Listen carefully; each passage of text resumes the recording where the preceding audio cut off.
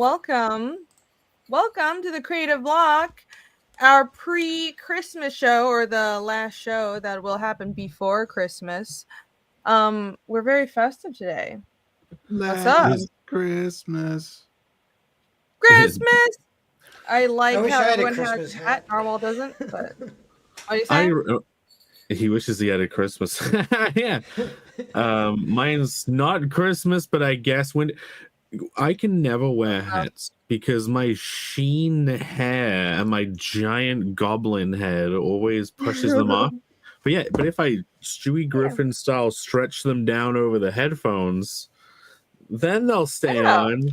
That does Now you make look you like look like Cartman. you look like a South Park character. Yeah, it is an official, is like a proper South Park Stan Marsh hat. I should be wearing the Cartman one because of being a fat fuck, but that's not the Cartman one. I clearly don't watch much South Park. Cartman is light blue and yellow. Oh my god, how do you not know? I thought he was wearing a hoodie. Hoodie? He also wears a hat. Who's the one with the hoodie? Nobody's wearing. Kenny. Oh, that's Kenny. That's Kenny. The orange or the one. Yeah. They keep killing him. One. Hello, JW Learning, Jim Alaska. Merry pretend Christmas, everyone. Merry a week in the future. It'll be Christmas, and we might not do it. I don't know. Is everyone going to be traveling? Everyone travels. I'm the only one who's going to be traveling for Christmas to see family. Yeah, but traveling in the UK is like 45 minutes. But no. The distances are small. The times are still bullshit. In America, you can drive for hours in one road, in one line, and get somewhere. Well, yeah, that's how it works, generally. You have to go down old-timey roads. Like, everywhere is a wiggly squiggle. Like, travel is BS over here. You drive to get to my other family, the satellite group. I have to drive like 4 hours, and that's only 300 miles. Oh, it's bullshit. 300 miles is still kind of 4 hours, 200 miles sounds about. Yeah, we're split in half, Phil. We're at different ends of the country. Your whole country, whole country is 200 miles. How long have you been what?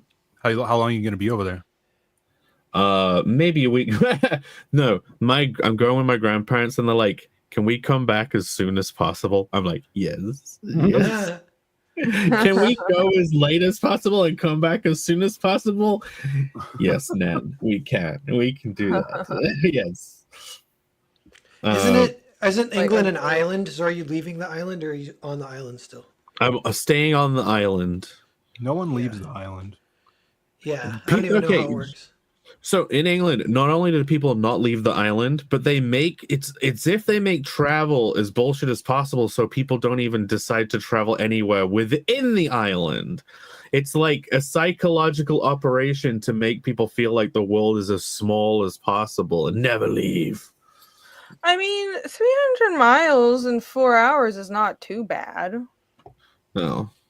Well, there you go. I'm complaining Probably on just thing. the roads are more winding and annoying.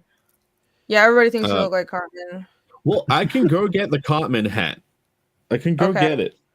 Go do that. Like, I can go get the. Alex VRB, a member for 35 months. Thank you very much. Alex says, "Merry early Christmas. Same to you. One of Pear's shirt and one of Phil's was delayed a bit, but they should arrive by Christmas." Alex. Yeah, I have mine. So we're gonna be doing. We have a topic at hand. We're going to be talking about building beyond the panel / camera, which means creating a sensible world existing beyond just what you see on the camera or what you see in a comic panel. And I have like a series of bullet points for what we can talk about. We'll see how it goes. And but more importantly, we will be opening some presents from Alex. I actually have a whole stack of stuff from my PO box, but we're mainly going to be opening the shirts from Alex and some other. I really love cheese, kids. Thanks Thanks, Cartman. You're gonna get muted real quick. My cheesy pissed, man. You Sorry. don't have the authority. He looks good. I know. Batman, Very Batman. Cartman-like. Very Cartman-like. Thanks for not letting me do a show. My mom has not backed my book. Oh my god. My family said they would back it, and they're like, I haven't done it yet. I'm like, it's okay. I'm not gonna That's e-beg family. IRL. I'll That's say what the your e-begging. Christmas present's gonna be. That's a good small level up when you can stop begging your real life friends to back your campaign. I haven't asked any of them to. It's so embarrassing. I Please remember- give me money. I remember those days, and I remember when I quit doing that, feeling pretty good about it. Yeah, the Like, first you know what? You guys campaigns. can back it if you want. I'm not going to even tell you it's live if you really want to find out. Yeah. And besides from opening presents and having a little discussion about storytelling lined up, we will be closing out Jake's book, Carnal the Barbarian, #1. And I will, the link should be in the description. So I will be, let me just pin Alex's chat right here. Thank you very much, Alex, being the link king as ever. We're 5 from 100 plus today. It is very cold in my room. It's freezing. It's snowing. I guess I lost the roof, but I'm staying warm, all because of my brand new themed block pelt blanket, which is available now. Speaking of like tie-in, is that all around print blanket? Yes, they have. They have like this huge. It's like a huge all over print, freaking sheepskinny style, like nice. blanket, and so it's like all the block pattern. So you too, you could get one of these and cut a hole in it and make like a giant poncho. Is that Blork kissy lip things? Like they wear black lipstick and kiss the blanket? No, this. No, it's they sat down on a naked, because that's what that is. No, it's the material. All of their clothes are made from this material. Oh, they're so comfy then. Nice. Is there an animal that has that print in your universe that they killed to make it? See, that's the thing. The It's world called a blor. Exactly. It ties in perfectly. But no, look, this is the gear that like all of the blocks over here. Oh, wait. Oh, I'm sharing the wrong window. I'll show this one instead. Okay. Hold on before we get into it. Okay. All right, fine. We'll show the blanket. What are we doing? Can we do the proper intro and talk about our weeks and like I have a structure plan? Come on, guys. Okay. You look very, very cozy. I'm sorry. Right. You can be warm too. I blame Jake. So yes. We'll be talking about building beyond the panel. But as per, also, by the way, I didn't even get to introduce the show and welcome everybody. Welcome chat. If you're new to the show, if you haven't seen Creative Block before, because I know I have a few new subscribers recently, like the stream if you are new and you haven't liked it yet. And, this is a rotating show between the four of us. We talk about storytelling and writing pertaining to comics mostly. And every week it's on another person's channel. There's a whole playlist in the description if you want to go watch past shows and get caught up. If you're a giant nerd about storytelling and comics, then you will love it. So thanks for joining us today. And it's also kind of chill and relaxed, and we shoot the shit a lot, obviously, in case you can't tell. But before we get into the serious subjects, I guess we're already kind of doing it. We talk about our weeks. So how was everyone's week?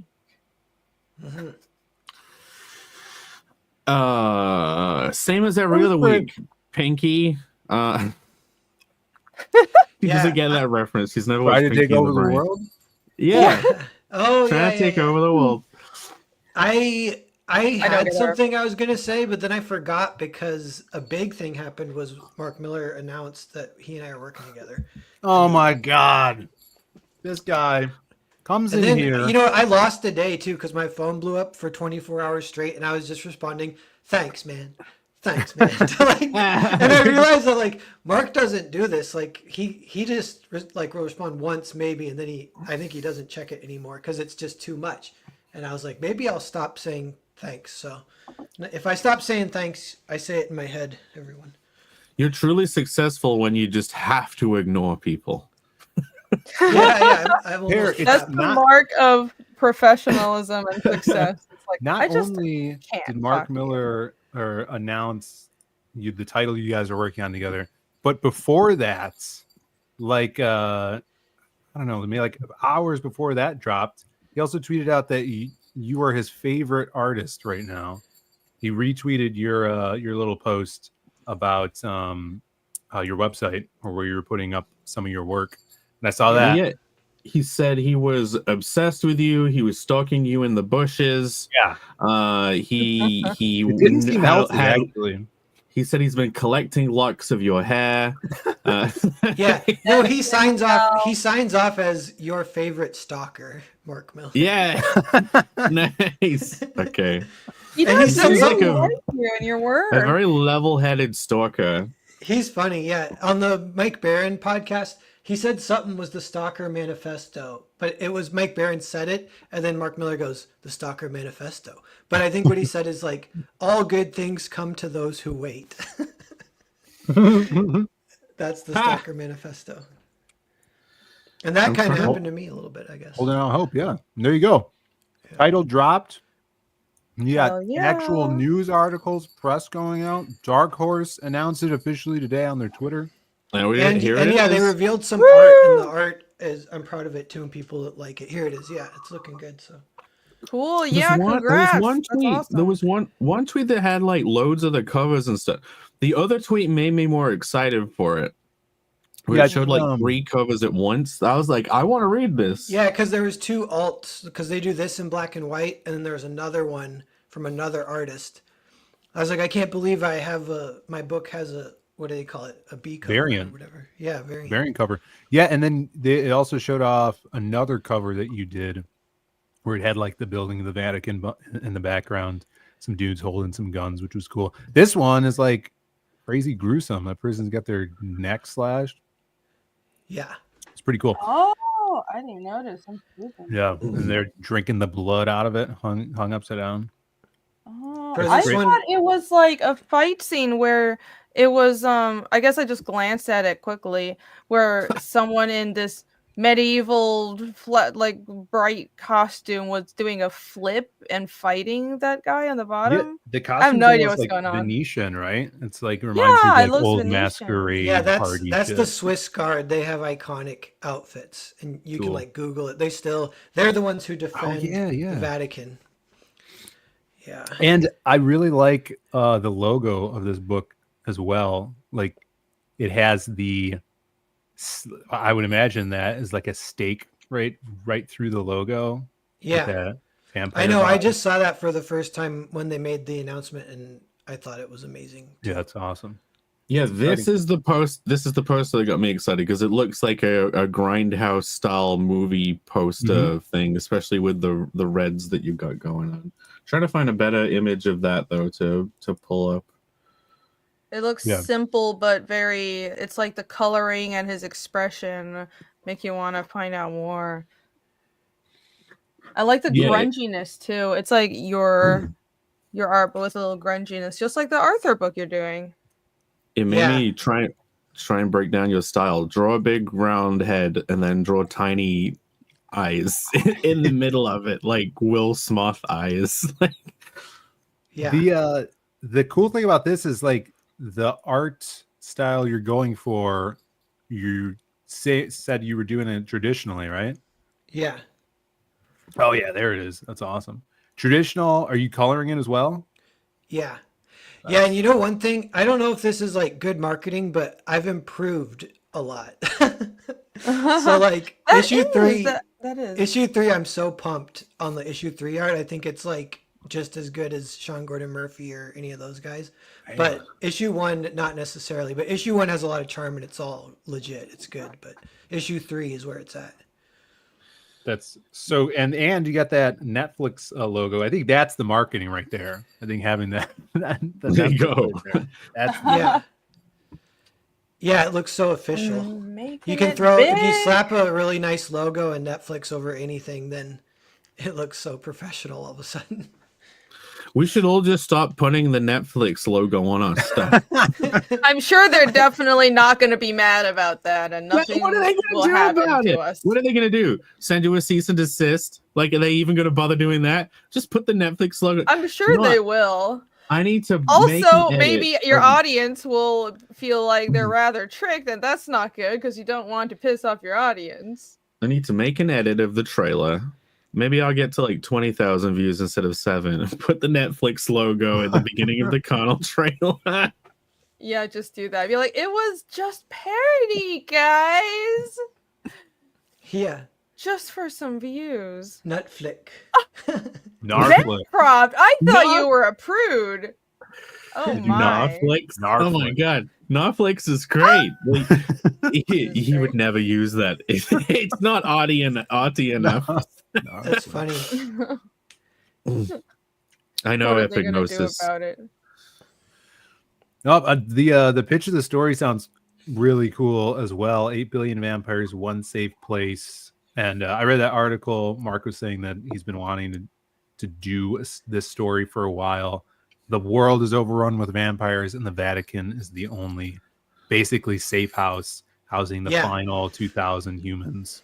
Yeah, it's kind of cool. It's in Magic Order Volume 3. I was randomly reading it, and then in that there's a scene where these two wizards are going through paintings and going through like a library, I think, like an ancient library. And so they're like traveling through stories, and they say stories continue even after the book finishes. So after Dracula, 100 years later, the Vatican is the only place that has any human survivors, and there's a big splash page that looks like it could be straight out of this book. So it's connected to that? Yeah. So this book is kind of a Magic Order spin-off kind of thing. That's awesome. Magic Order is Magic Order does really well too. Isn't everything Millar does connected now?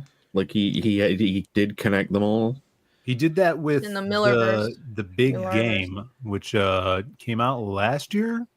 And yeah, there's like Kick-Ass and Nemesis and Magic Order, like they all come together in that series. And I think he's doing another series of that like after the big game. So yeah, it's all connected somehow. And with that pitch too, it already has like a built-in like time bomb, where it's already to a point of like a fever pitch. It's like, of course, the vampires are gonna get in and shit's gonna go down. Like, well, eventually, because they're immortal. To tie in with the subject of the show, yeah, the concept itself is already implying story before and after the title. You know what I mean? Yeah, it's built from the pitch. Yeah, one thing that's kind of a good pitch about it too is that's interesting about it that I really like, that this is the Mark Millar project that I got to do, is that it's 3 issues, which is shorter than average. Usually a miniseries will be 4, sometimes 5 or 6. So the fact it's 3, it's like pretty dense, and every issue is super badass, and every issue has like really good like development / unpredictable. You could say that, I guess. I don't know. It was kind of blowing my mind. Yeah, that's an interesting number of issues for even like a miniseries or self-contained thing, because you'd have to kind of like cut all the fat off and have multiple moments of anxiety and excitement in each issue. So that's super exciting. Mm-hmm. That's dope. Yeah, I like how best week out of all of us. Yeah, baby. Yeah. Congrats. This cover is very striking as well. I like that burgundy color and that frame that's been added. Narwhal making it big. Don't forget us when you're ultra famous. And Did you just say burgundy? She said burgundy. I said burgundy, not burgundy. No. Yeah, what did he say? You said Burgundy, but here's the thing. I'm not trying to be like, hi, you said it wrong. My granddad says Burgundy. And Really? and we make fun of him, but he continues to say Burgundy. He is like dyed in the wool for Burgundy. I had to think of, I'm like, what did she mean there? I'm like, oh, she meant Burgundy. Yeah. Burgundy. Okay. No. Is it an accent thing that he does? No, Burgundy? he says Burgundy, Adidas instead of Adidas. It's Adidas. Yeah, Well, I say Adidas. Americans say Adidas as well. Oh, it's just an you're American old. thing. But Well Burgundy sounds like a weird food from Australia, like Vegemite. Wait, so how are you supposed to say it? Burgundy. Burgundy? Yeah. Burgundy? I've always said Burgundy. Oh, well, I'll say it how I want. Burgundy sounds like a battle that Napoleon lost. I lost the Battle of Burgundy. It was my final fall. It does sound like that. Yeah, and we can move on in 1 second, but because there'll be like other times to talk more about it or whatever. But I got the gig. I had crippling imposter syndrome for months, and I couldn't tell anyone. But I talked to one guy, and he's like, if you have imposter syndrome, that's a good thing. Like if you didn't have imposter syndrome, that would be an issue. And I was like, oh, that is true. Yeah. Some be a people bit of have a no shame no sociopath. matter what. Yeah. Yeah, you would be a crazy person. You kept it so quiet. We didn't even know until Mark announced it on John's Longbox's stream. And then he was the first one to say anything to anybody about it on stream. And then it blew up. Mm-hmm. Yeah, Dark horse, man.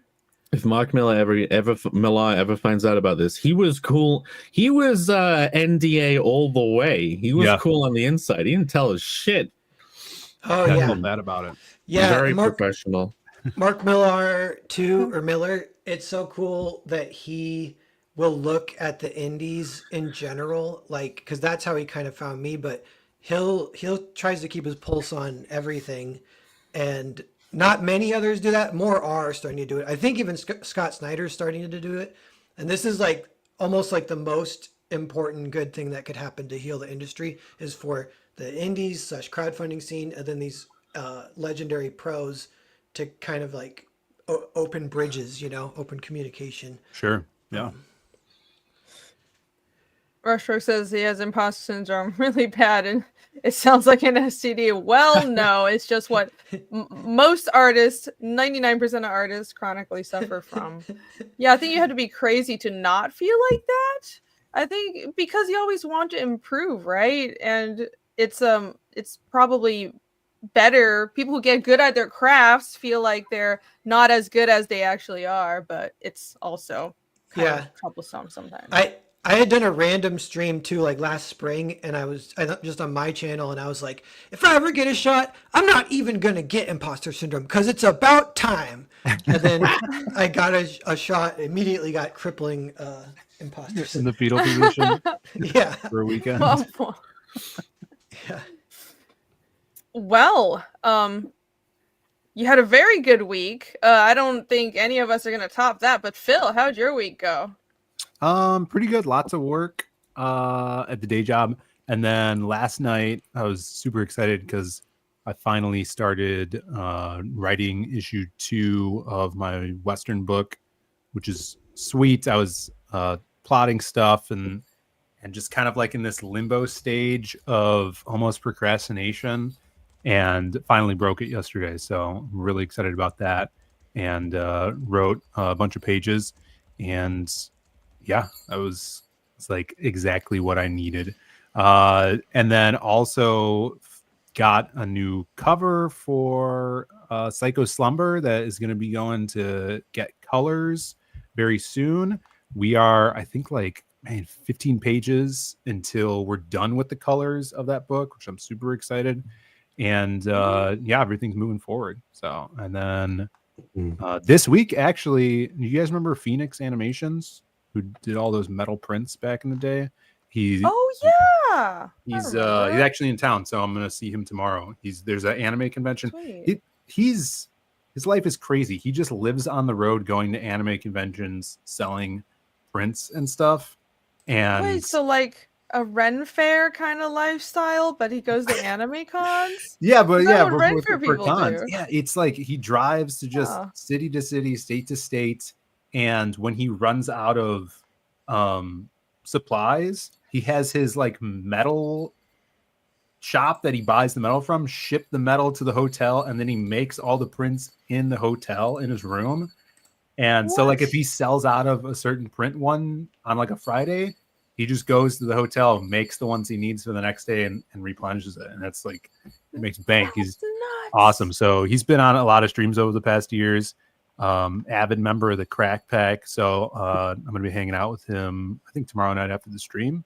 And I actually might go to the Anime Con on Sunday. So some fun stuff. All right. Catching up. Sweet.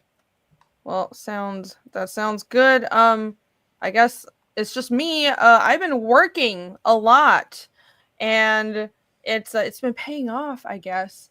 Oh my gosh, I've been getting a lot. I've been feeling like I haven't gotten anything done since I got back from Colombia, but I have gotten a lot done. I've gotten like 4 or 5 pages penciled, and I've inked like 3 pages. And also I made a billion shorts, which, by the way, if you guys want to go check out the shorts on my channel, I have one for like every business day of this week, and I think for next week as well. I am going to be doing shorts. I like doing them. They take a bit of time, but they're fun, and I'm getting really good views. So it's just like drawing time lapses, and I talk about comics, of course, because what else am I going to talk about? But yeah, I'm making progress on my comic, and very happy. Very happy. Yay! Yeah, actually, you've been doing a great job on the shorts. I've got one of them here. Oh no! Ah! Trying to just have your face with your mouth open on screen for a bit. No, don't! Can you just play the video? This is really gonna go over well. Oh my god! Let's check it out. How can you make your invention really come to life? I just picture the No, Carnal that's the trailer. version I wasn't gonna upload. This is a bit weird. This is different to your other ones. The drawing is a little It's a simpler. little strange. I mean, Your fingers are a little it fatter. looks totally like my it looks totally like my drawing, but you know, it just feels a little different. I don't know why. Fingers are a lot fatter. Hermitage in my comic. They're a little This tastier. is a location called Felthren. It's an very angular, pink for some weird reason. building that has been here for many generations. Though They're it's kind of currently smooth and a inhabited by little old shaman sweaty. and Crandall. Yeah, they're looking a bit. These characters are looking a little basic here. Is this before That's you turn on the AI? That's a great drawing of Ragna, though. Nice that's Rag. perfect. Yeah. Yeah. That's totally how I just draw these stick figures and have the AI turn them into like good drawings on paper, because apparently that's what AI does. Look, Friggy is smoking too. You got all the elements needed. Amazing. Yeah. Well, I've been exposed. Now everybody knows what my real voice is. I guess that's the cat's out of the bag, guys. Oh well. So how do I hint at this backstory? First, I added these vines, not only because they look pretty, but show the building's age, and because the women probably don't have time to do that upkeep, as neither are very physical and they're always doing research. The house is still well taken care of, but some patched shingles and scuffs in the wood show its age. I finished the surrounding environment with a lush yard dotted with gravestones, marking the generations of shamans who I like this lore dump here. Yeah, Apparently, you ruined her Yeah, story. yeah, You killed yeah. her main character. So They've been dead the whole time. huge spoilers for chapter 3. We're just gonna kill off the main characters and start You know what's over. funny? If you actually posted this, it would go viral because it would be trans pride. Oh my! I mean, this is on Twitter. Jake did post it. Oh, okay. yeah, it didn't go up as a short. I like the vines, the very girthy vines on the house. over Throbbing here. vines. Oh. Throbbing vines. Viney house. Yes. Here, do you like the story this drawing is telling you? Comment below and let me know. Well. Perfectly synced up. Oh, It's really well That was synced. good. That's That was good. amazing. Well done. I mean, well done me, because I totally made that, and that's my real voice without the voice filters. I've been Great exposed, job. everyone. Damn you, Beautiful. AI Yeah. filters. Everything is Mm. AI.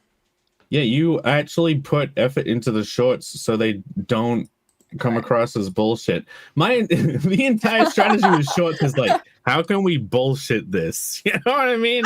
Like, how can we stretch things out a lot?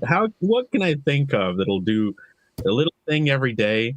And you're there like, here is, I'm gonna film No, myself. I doing realized solid that. point, like do some art. Yeah, I realized that I can just talk about comics forever. So I think I'm bullshitting, but I end up having too much to say because like I can run my fucking mouth about drawing for ages. So perfect. Let's make some shorts. Very funny. Thank you So for sharing them. So that was your week. That was my week. Yeah. I mean, should I show off artwork? I feel like everyone's seen. Do I have anything new? Oh yeah. Okay, so sure, I can show off the let's see.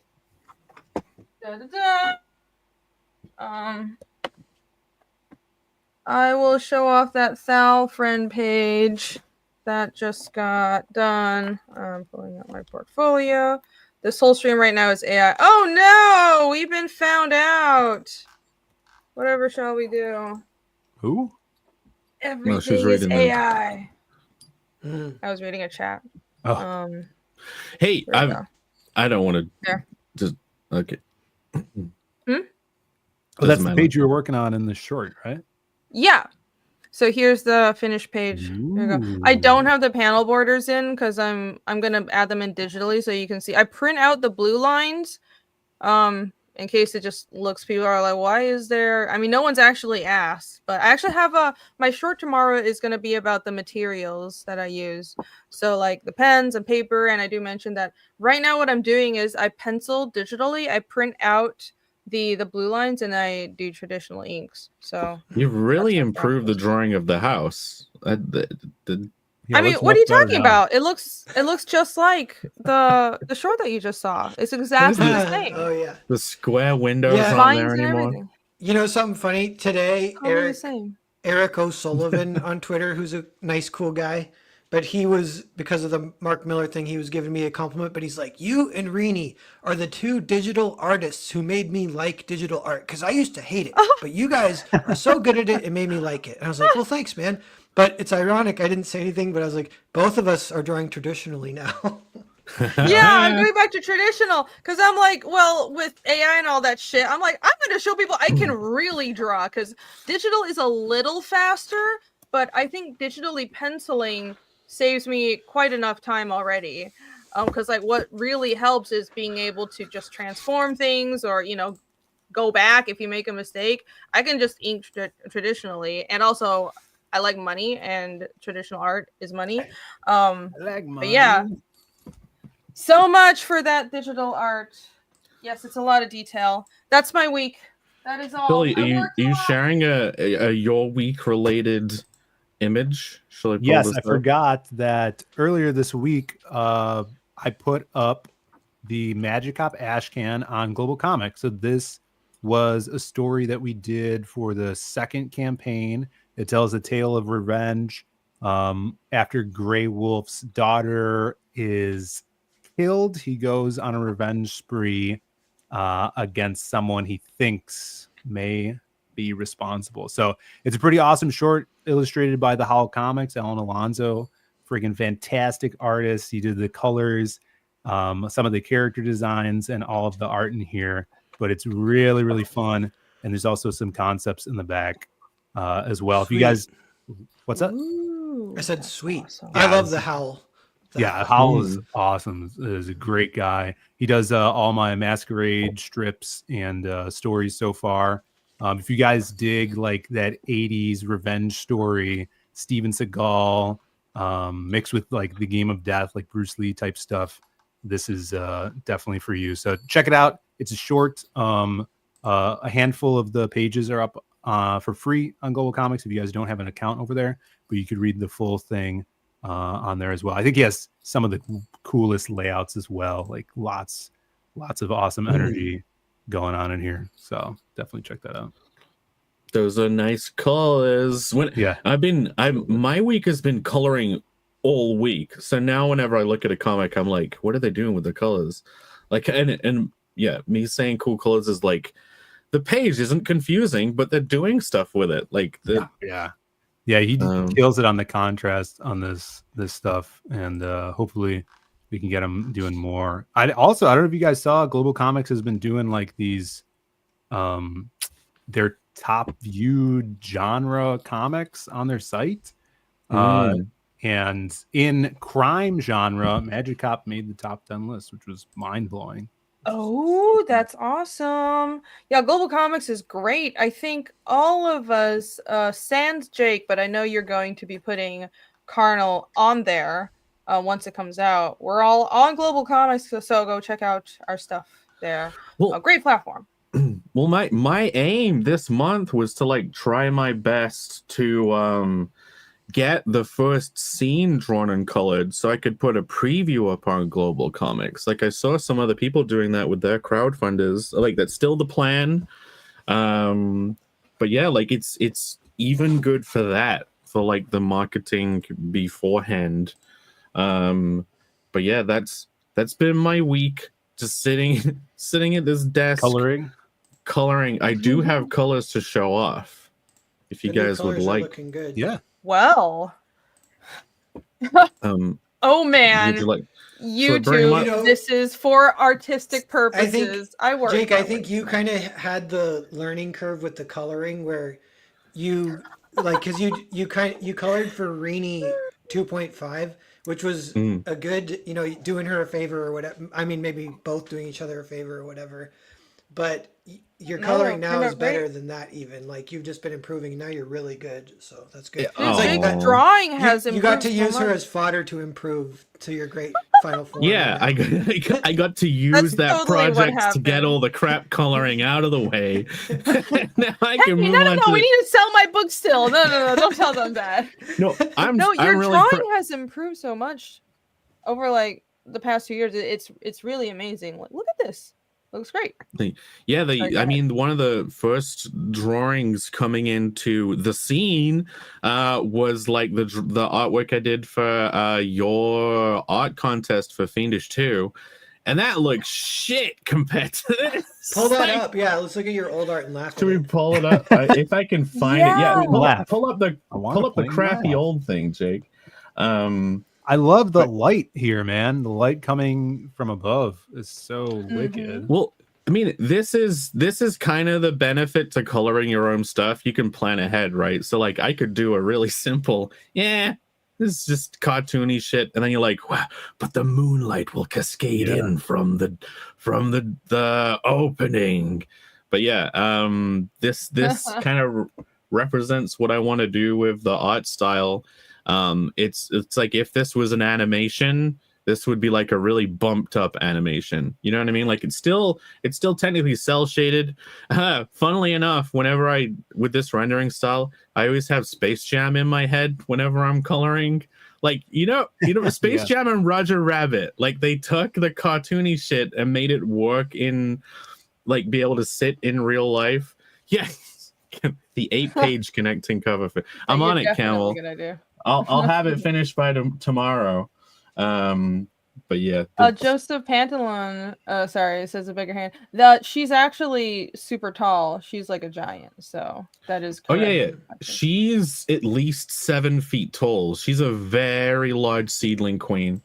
Actually, I'll show you the scale because I've got the next 2 pages also done. So this is like pages 2 and 3. Fucking awesome! And you're working on covered up version. All the pages. Oh yeah, sorry. You're working on all the pages as spreads too, which is, I think that's a great idea. And I think in the final colors and everything, just the final product will be so much more cohesive. Yeah, she's gigantic. Look at that. She's huge. She looks more than 9 feet. Well, I measured in the she's probably, I'm sure it varies. Maybe 7 feet as a small seedling queen, but yeah, she's pretty big. Yeah. But yeah, no, I've this whole thing is laid out as a spread. Now I can't get it to go back to normal. There we go. And so yeah, this might look a little confusing as a flat image, but the idea of these like flow spreads is when they're in a book, it actually takes advantage of the fold in the middle rather than like fighting against it. It uses that to separate like this middle panel here that looks like a weird sigil shape.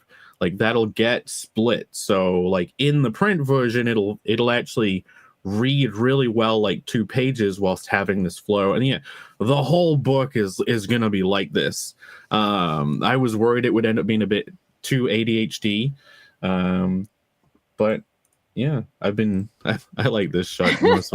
Oh my! Yeah, I need the Oh faraway my. shots. They're very readable, especially because the blorks are blue and it's high contrast from the background, so they pop. Like that panel 1, it's crazy how readable it is, and it isn't just like a bunch of little specks, you know. Yeah. Hmm. You should do the whole comic like that from now on, just that angle. Where's Waldo? Super far away. Far away shots, the whole story. Can you imagine if you did that? Like all the action, it's like you're on a fly on the wall of a film set of the comic being filmed. No dynamic shots ever. But People don't even know what the story is. They just like look at it and are like, what's even happening? Yeah, you can't Everything even hear is the a wide dialogue shot. happening because you're so Where's far Waldo? away. There's no dialogue. It's like all whispering. You know what's almost a People little love bit that. like that is Hard Boiled by Frank Miller and Geoff Darrow. Oh yeah, 'cause It there's has so whole much pages that detail. are Where's Waldo style, and you can Yeah. find little short stories within the art. You're like, oh shit, that's hilarious. But, I love those though. Those are so much fun. Mhm. Should have My- all just wide shots, and then the only time it's not is like a close up of boobs, and make a whole comic like that. Yeah. Would be a test. Just constant through the leg crotch shots. Yeah, yeah. Do a whole comic through the angle of someone's legs. This is like my favorite panel of the whole one. I know this is the cool panel. I like this one too, but like I don't know.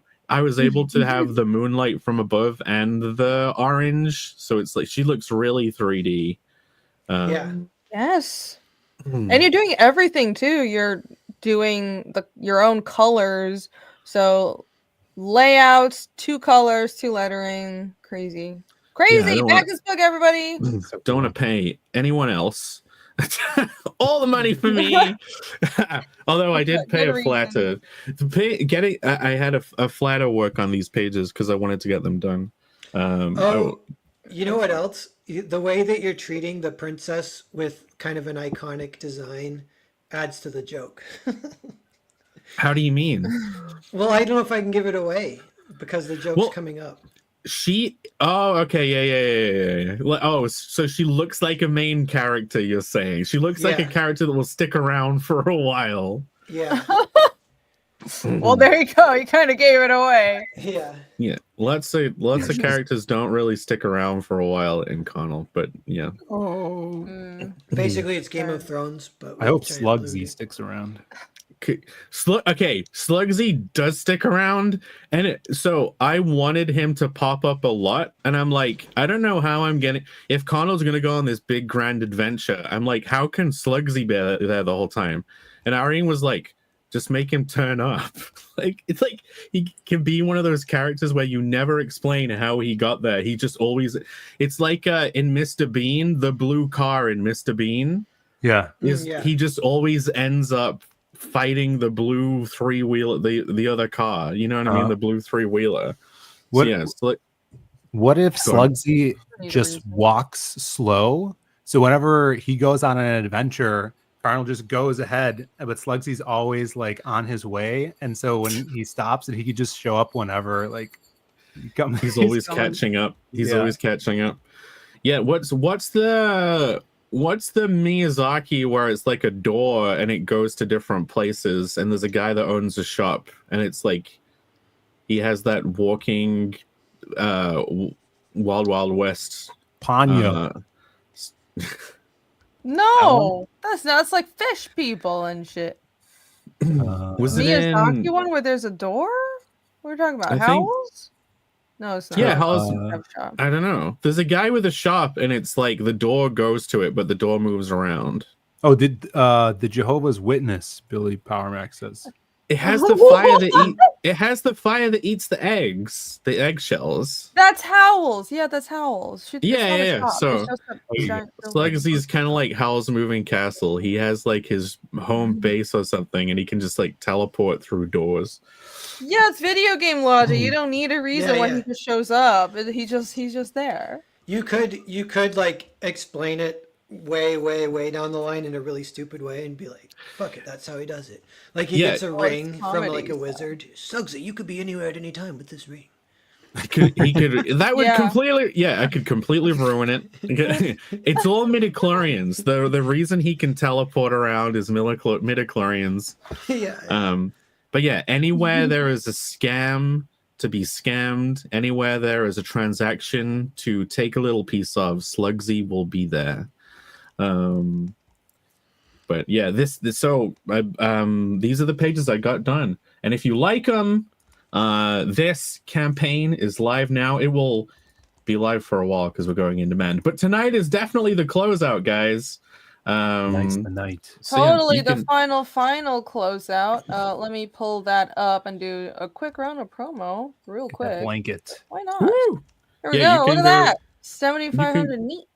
You can go to CARNALcomic.com, check out the campaign. Today, to celebrate the final, definitely final day, I even added the Blork skin throw, and I think it's like the last perk on the list at the side. It's like all the way at the bottom. There you go. The Blork skin pelt blanket. So if you also like taking advantage of poor tree women, then you need to gear up. You need to get your Blork blanket today. That looks warm. It's so warm. I wear this as a cape all day, and then I take it to bed and like have it underneath my normal duvet. It's so nice. Like the outside, it feels kind of like an actual pelt. Like it feels like an actual animal's skin. It has like the fake sheep skinny fur, which I thought would be sometimes when they do this, it kind of like catches on your skin and you feel like little hooks and stuff. It doesn't do that. It actually feels nice. Like it's not cheap and shitty. And then the colors come out really nice on the other side. So like the orange is really bright. Would you say that's a burgundy type of color? Or is that a slightly more day look. It's Blork orange. It is definitely not burgundy. Okay, it's hard to tell with the lights in your room. Oh yeah, no, the same color the pink on the lights. Campaign. Yeah, so those Blorks in the shot right there, the orange cloth they're wearing, that have now been scrolled away from, it's a nice replica of that. So, yeah, if you want to be warm this freezing cold, chilly winter, then you can do it in style with a Blork pelt blanket. It's not actually made from Blorks. That's the thing. It's a Blork pelt blanket, but it's not blue. The Blorks are blue. I wanted it to be made from. I thought they just like skinned themselves. Blork pubes. You know. They remove their own skin and then wear their own skin. Yeah. That's okay. Totally how it works. Well, there was a race called the Orcs who were orange Blorks. Oh my god. And they killed the orange Blorks.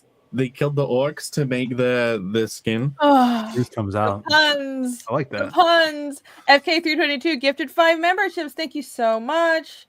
Thank you. And congrats. Anyone who wants those memberships, go nab them. Hey. Blork. Hold on, I missed another super chat real quick. Sorry about that. Michael Rushford for $4.99. Paris seeing your we're a little late, so I apologize. Paris seeing your name next to Mark Millar's is so awesome. Congrats. Thank you for the super chat. And yes, it is awesome. Thank you. We're gonna make it big. Okay. Yeah, we're trying to get to at least like 100 backers tonight. That would be amazing.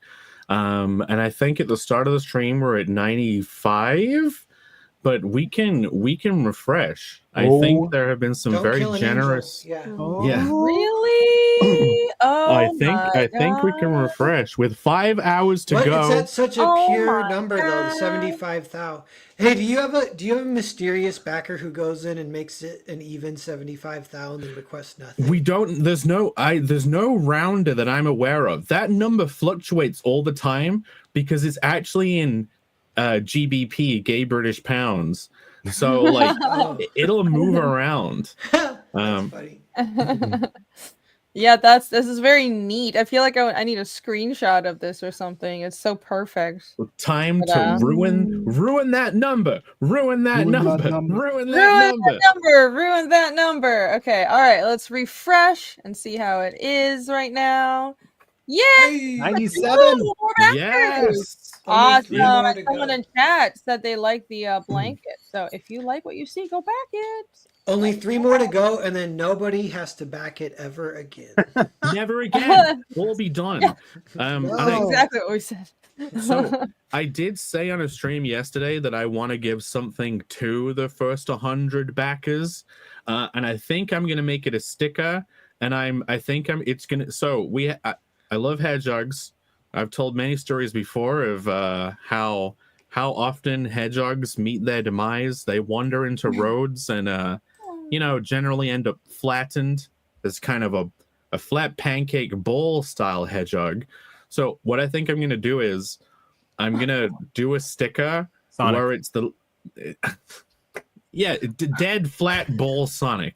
Like No, I'm going to take the little hedgehog wizard guy and I'm going to make the flat like roadkill bowl flat version of him, so like you can stick it anywhere. You could stick it on the floor, a PC case, and it'll be like you squished the hyper wizard. His name is Drake Bristle. So you can I'll make the smooshed Drake Bristle sticker, and the first 100 backers will get a smooshed Drake Bristle. So if you want one of those, the only way to get it would be to be one of the last remaining 3 people that would back tonight to get to 100. Awesome. And congratulations to the 2 people that backed during the stream. You're also getting one, and the other 95 people. You're going to get a squished dead hedgehog sticker. I hope you're happy. Hope you're excited. Yay! Very nice. More incentive to back this campaign. Let's get this to 100 backers tonight, or 8,000, either or. That would be great. Featured perk is this right here, that you have a big box tier that has basically everything except apparel. So check it out. Get this. Called the Throbbing Package, and now comes complete with a box. Every package needs a box to rest within. Yeah, so the first stretch goal we got it was like the special custom box. So if you end up getting one of those, you even get a Throb Squad Elite holographic sticker now. We reached that stretch goal too. So you get your Throb Squad membership sticker, because you're a Throb Squad Elite if you get you grip your hands around a throbbing package. But yeah, go check out the campaign, shop around, maybe get interested in a brand new Block skin blanket. And maybe we'll refresh again later to see if we manage to hit that 100. Yeah, and tweet this out, guys. Let everybody on your social media know that is the final hours. Go tell your friends about it. Tell everyone to back this. You will definitely circle back around. We'll do another round of more in-depth promo at the go-away and at the end, and we'll circle back to this campaign. But in the meantime, real quick shout out. Let's see. Let's go to this as well. ZadeComics.com. This is Phil's stuff with his bro. yeah, you guys could go get some shirts and books here. You could also go grab Psycho Slumber, which is still on Indiegogo. We're gonna be adding some new stuff to that very soon. But we do have a sale, end of the year sale going on. If you guys go to the website, you could order anything and use the promo code. Pay attention really closely. The promo code, the dominant meme. Use that promo code to get 11% off of your whole cart. And yeah, make sure you're signed up to the mailing list as well. But go check everything. In fact, that the ash can that I just showed that's on Global Comics, we still have some available in print that we could ship out, and I think they're I think only like $10 on there, and you could use the promo code there. That art looked cool. We still have a bunch of them, so you guys could order that if you want. Sweet. Irene should get that reference. Oh, sorry for talking. No, it's fine. What reference? The dominant mean reference? Yeah, No, I don't. Should, if you have a good memory, we've brought that up on the show. There's been dominant a meme. Well, I guess I'm getting early onset Alzheimer's. I don't remember. Don't Just let your live in the meme. moment. People who live in the moment don't remember anything. Yeah, I live the moment. That's right. Just living on the edge. Just gonna say how cool that logo is. I hadn't looked at it that closely, but that is damn Oh yeah, cool. Alan designed that as well. He's makes Sweet. awesome friggin' logos. Yeah, Yeah, kick ass. very nice. Yeah, and Pear, I do Bang. remember that last year there was a mysterious backer that evened out totals. Like when we were doing the Lost Pages Yeah, 3, me too. we would Yeah. get to like 900 or like, whatever in the 90s, and then he would just donate like $10 or $30 $7 or to even it whatever, out. Yeah, that's funny. Whoever you are, Bancroft we love says you. Rini is a big mainline fan. Mainlining is how you do Mainline? heroin. No, he says hard line. He said hardline, not mainline. I didn't even know that term. Oh my Hard gosh. drugs. Yeah. Mainline. Ah, You should Brennan, Bancroft, we start don't a have you disparage. You should start a Yeah. compete stream novel to Hardline called The Mainline and show Oh, us how yeah. it's done. No, that's all we have. definitely you do know, that. You tell Yeah, a lot. I was wondering if any of my old streams, like I used to stream drunk and stuff. I was like, I wonder if I could get canceled from any of that. I'm like, not really. I don't know. But one was, I sang AIDS too, and that still comes around. People talk about AIDS too. But one time I ate a whole onion on stream, and because in Holes, that book, the kid survives in the desert by eating onions. So I was like testing it like a Mythbusters thing. And onions are so acidy, it burned my mouth and throat and stomach really bad. And so it was terrible. But Good book though, Well. and movie. The movie's great. yeah. Great book. So so Nosferatu. Everyone, if you're feeling the love because of the Millar announcement, this book is not even like the huge deal. Like if you have the first one, don't worry about it. Although there is an exclusive mini comic that's a lot of fun, so you might want to get it for that reason. But I think I'll post my mailing list because in 2025, I think I'm going to launch Cerberus 2. And Cerberus 2, that's one that's like a little more high stakes. Like I spent thousands and thousands of dollars on it, and so it has to make its money back, hopefully. So Yes. everyone, that's what I kind of want to start pumping now, even is like, if ride in this clout or whatever, if you're excited about where my career is going and stuff, we all got to help Cerberus 2 be a smashing success in 2025. And the best way to do that is sign up for the mailing list and be ready in 2025, which I just posted the mailing list, but I don't know if in the chat, but I don't know if it'll be a link, but Alex VRB or if someone with a modding can just copy there paste it it is. again. Okay, everyone go there. Wonderful. And you're Oh, getting my high praise on your little writing book with the Winnie the Pooh guy on there. I think Skunk Artworks was shouting you out. Was it him on Twitter? Yeah. That book's funny because it's kind of got a lot of sales now. It's just I put it on every campaign and it'll get like 25 sales, but I've been doing it for like 3 or 4 years now. So it's just keeps going up, which is cool. Phil, have you read it, Phil? No, I haven't gotten it. You should. Okay, Irene, Phil, and Bancroft. You should read Interactivity. It made me a slightly competent writer. Brilliant. Oh, cool. It Imagine what has it could do to me. it has a perspective on just how to make an interesting plot unfold. It's that's my biggest takeaway. It's how to create a plot that actually unfolds. It like explains what is engaging about an unfolding plot, and it like kind of a system of how to do it. It's the semi-predictability thing. It's the whole like you make the audience fully aware that something is going to happen, but they don't know what's going to happen. Like, and it's a really good in-depth dive of that principle.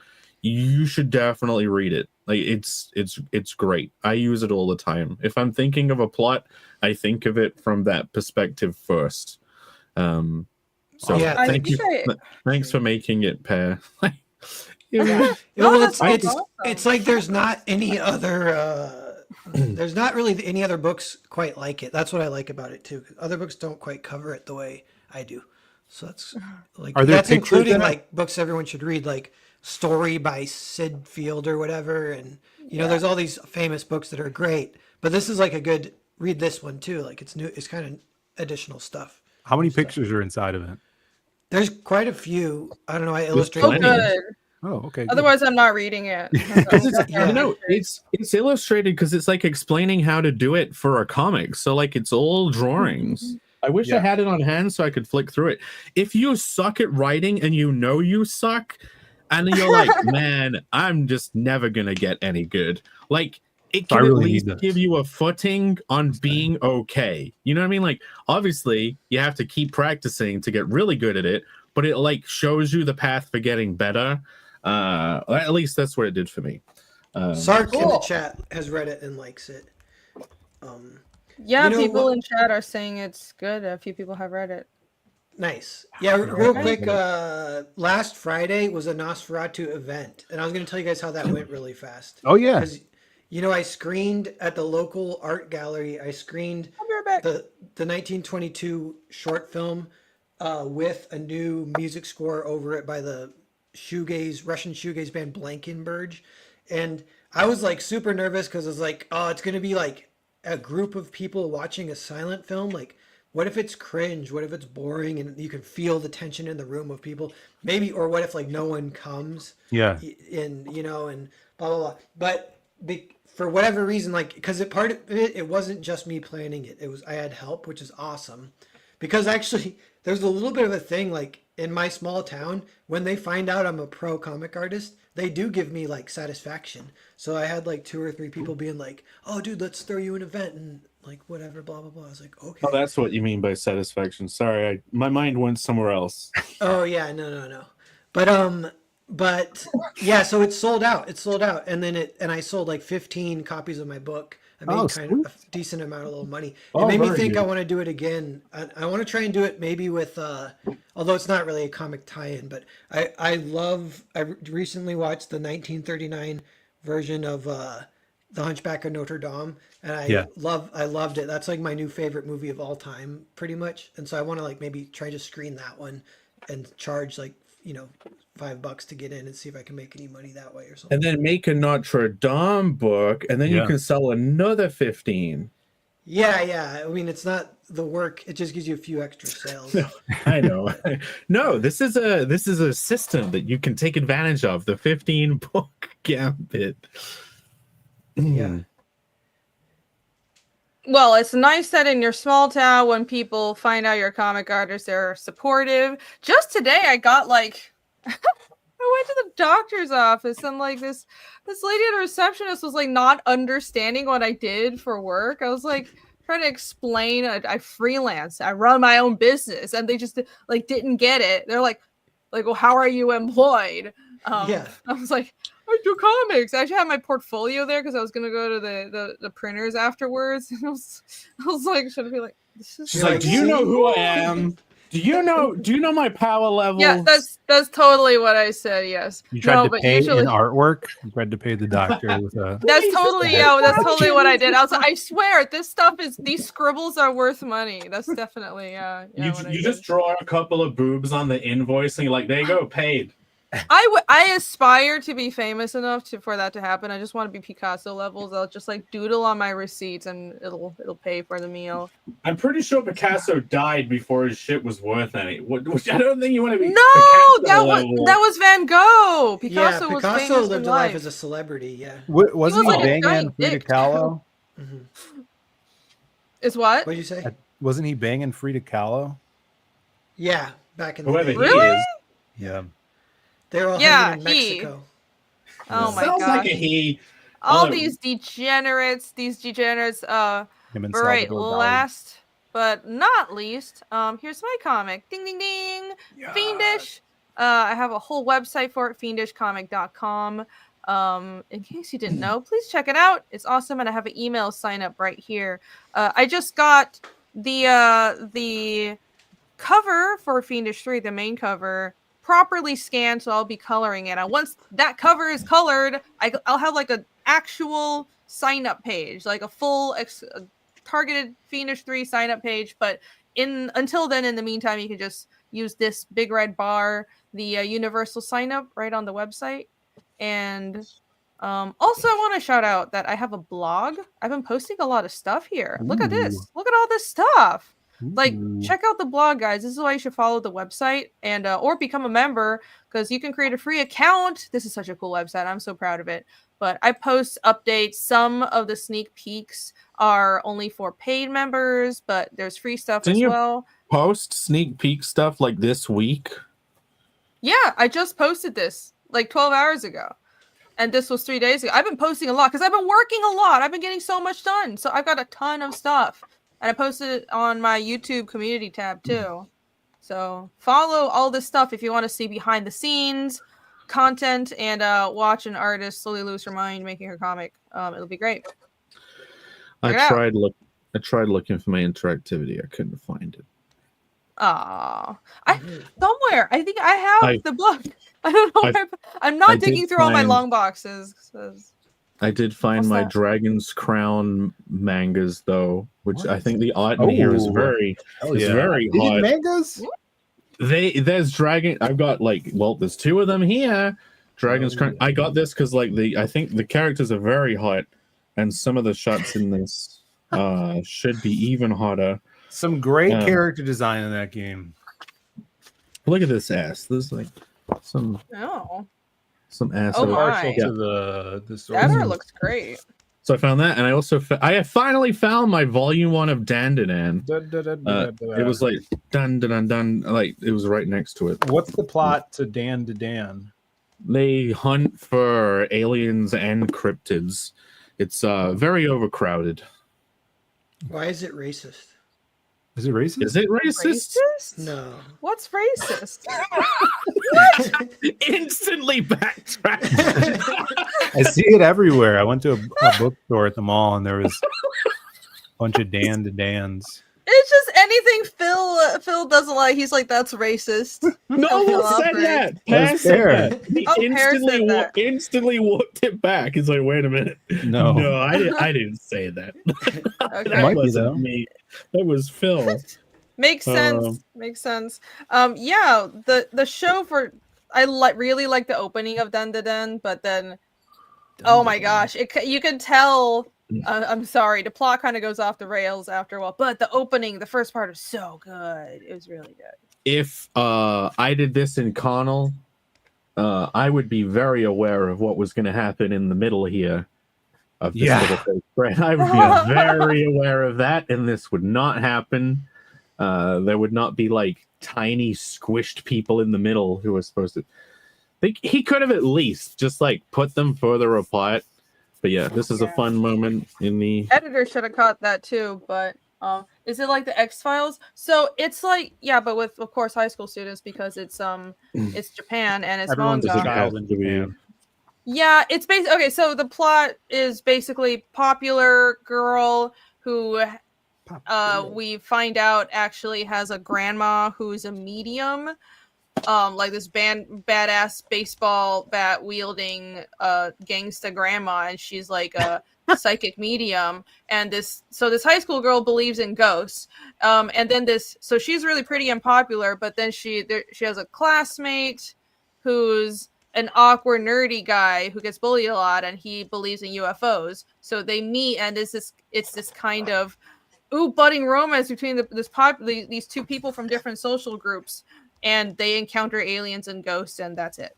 The opening was really fun. The animation is really good, but I will say the plot kind of goes off the rails after a while. Do they fight or hunt them? Yeah, they fight them. They fight them. The plot is very unstructured. From the structure perspective, I looked it up because it was just confusing. It's a manga that I own and then never bothered reading. Yeah. Apparently the editor that the artist worked with said just start drawing stuff. Right. We'll figure it out as we go. So it's just that you can tell. I'm sorry. You can tell. Oh, apparently, Irene, the dub it could be an element into why it feels like an unstructured trashy thing. My friend Tom watched it in the original. He's a sub guy. Subtitles. Well, that's a little too much info there. Subtitles. Okay. Translated in text, subtitles. I watched some of it with him in the dub, and he was like, "This is very different." So I think it's like Chainsaw Man. Chainsaw Man was great in the original Japanese. It's like the only thing I've ever watched subbed. And then when you switch over to the dub version of Chainsaw Man, it's like, what is this trash? This is just garbage right here. So, Chainsaw Man animated is so good. Do they edit things for clarity, or do they sometimes censor things for American audiences? You think why? At least in Chainsaw Man, the voices sounded dumb. Okay. in the Japanese, you know how Chainsaw Man the anime looks like really artistic and like emotive and has gravitas to it. But then the dub is like, "Hey, I'm Chainsaw Man." He doesn't sound like that, but like, hell yeah, I'm gonna drink some blood and kill some demons. Yeah. Like, he has this stupid normal, but I can't do the voice. But I haven't seen it. I think I watched his sub too. Chainsaw Man is more. It's obviously a seinen. It's not like cartoony little kids anime, but it sounds like they dubbed it that way when it's more serious. Why would you watch the dub? Listen, I'm here to watch something, not read something. Hello. Same. I agree. Subs over dubs. Because the original voice acting is almost always better, but some exceptions. I will say my favorite manga is Prison School, and the dub of the anime just terrible. There's this really fat character who loves like getting dominatrixed, and like when you're reading it, you make up your own voice, right? You make up your own voices for the characters, and they're like but it could have been like that. It could have been like I could swear. But then in the dub, he literally had fucking Meatwad's voice. He's like, oh my god, ripped lost pulls, my mistress, ripping lost pulls. It's literally that. I'm not doing the chainsaw. I'm not doing it wrong. Like, that is Arne's fucking voice, and I'm like, what the fuck? Like, I had to get used to it, but like, pulls, lost, like. I'll stop now, but like that's... Thank you. You're really great idea to have that on stream. Thanks. It's not my voice. Someone clip it. Well, yeah, someone's still gonna clip it. Learn Japanese. Yeah. I mean, I'm trying, but it's probably never gonna happen because I don't practice enough. I'm too busy learning Chinese. I want to show Jake this art. I read a good manga this week, Jake. Good. It's called Trigun. The same one you read every week, Pinky. Wow, you read Trigun? I had no idea. Every week. Look at those guns. This guy's make 10 million YouTube shorts about it. Yeah, I'm working on it. You know, Bill, they look highly impractical. Sure. The guns? Oh, they're crosses that sit on his wrists and then they unfold into guns. That's how practical they are. Hey, look, doesn't matter. That's the Atlantean cross. Am I correct? That cross right there in the middle? That's the Atlantean cross that the Knights Templar ended up adopting. It's all over everywhere.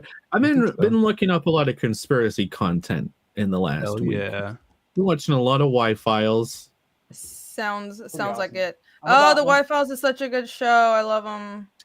Did you know Almost halfway. Bancroft didn't know what the Y-Files was? I'm shocked. It's right down his aisle. What? He didn't. Phil instantly jumping in the boat of pretending he knew what Y-Files was.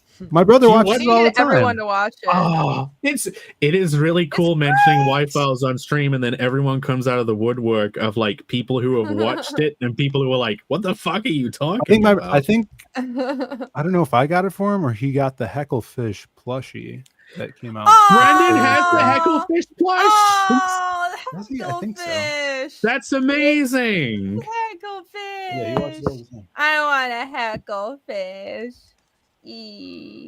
But that is surprising that feels Bancroft didn't or did he just recently learn about it? I He guess heard they about told it. him. I brought it up on the stream, and he was like, "What the fuck is Y-Files?" Yeah. Yeah, It's for people who go ahead. No, You're go gonna on. explain it. You told me about it, so you get to tell everyone else about it. Yes, it's a YouTube show.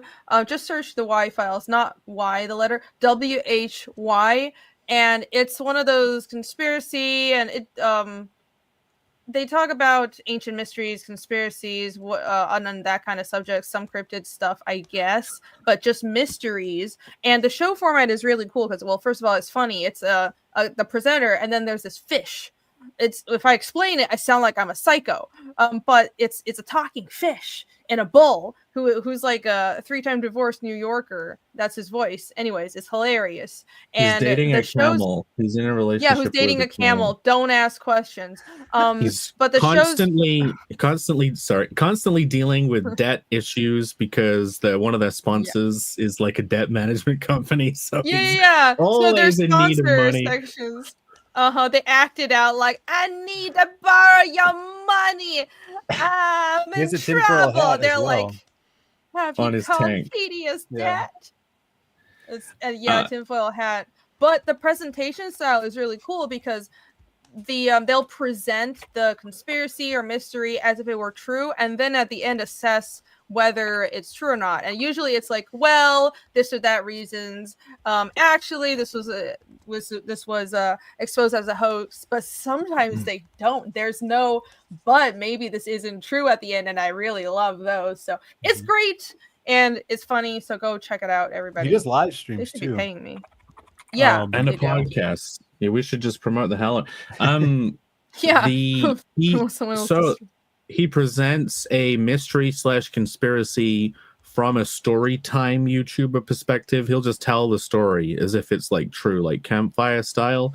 Then, at the end, he'll say, "Okay, but here's the reality of that story," and it's very engaging. It's a good way of doing it. And also, the Hecklefish plushies are not on the store, so I guess that is a Christmas present that I cannot buy right now. Yeah, they're probably sold out. But if you guys haven't seen the Y-Files, Hecklefish and their like relationship reminds me of, if you've ever seen Comic Book Girl 19's old classroom content where she would talk about comics or storytelling or whatever. She would have two co-hosts in the class, and one of them was like Space Brain and the other one was a robot, and they were very similar to like the interactions they would have with her.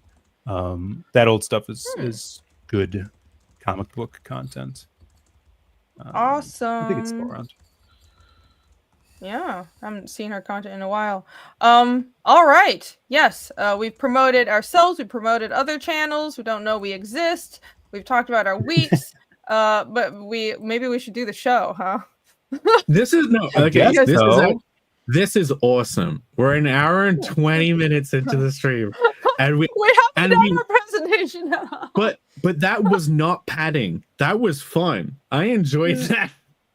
I did too.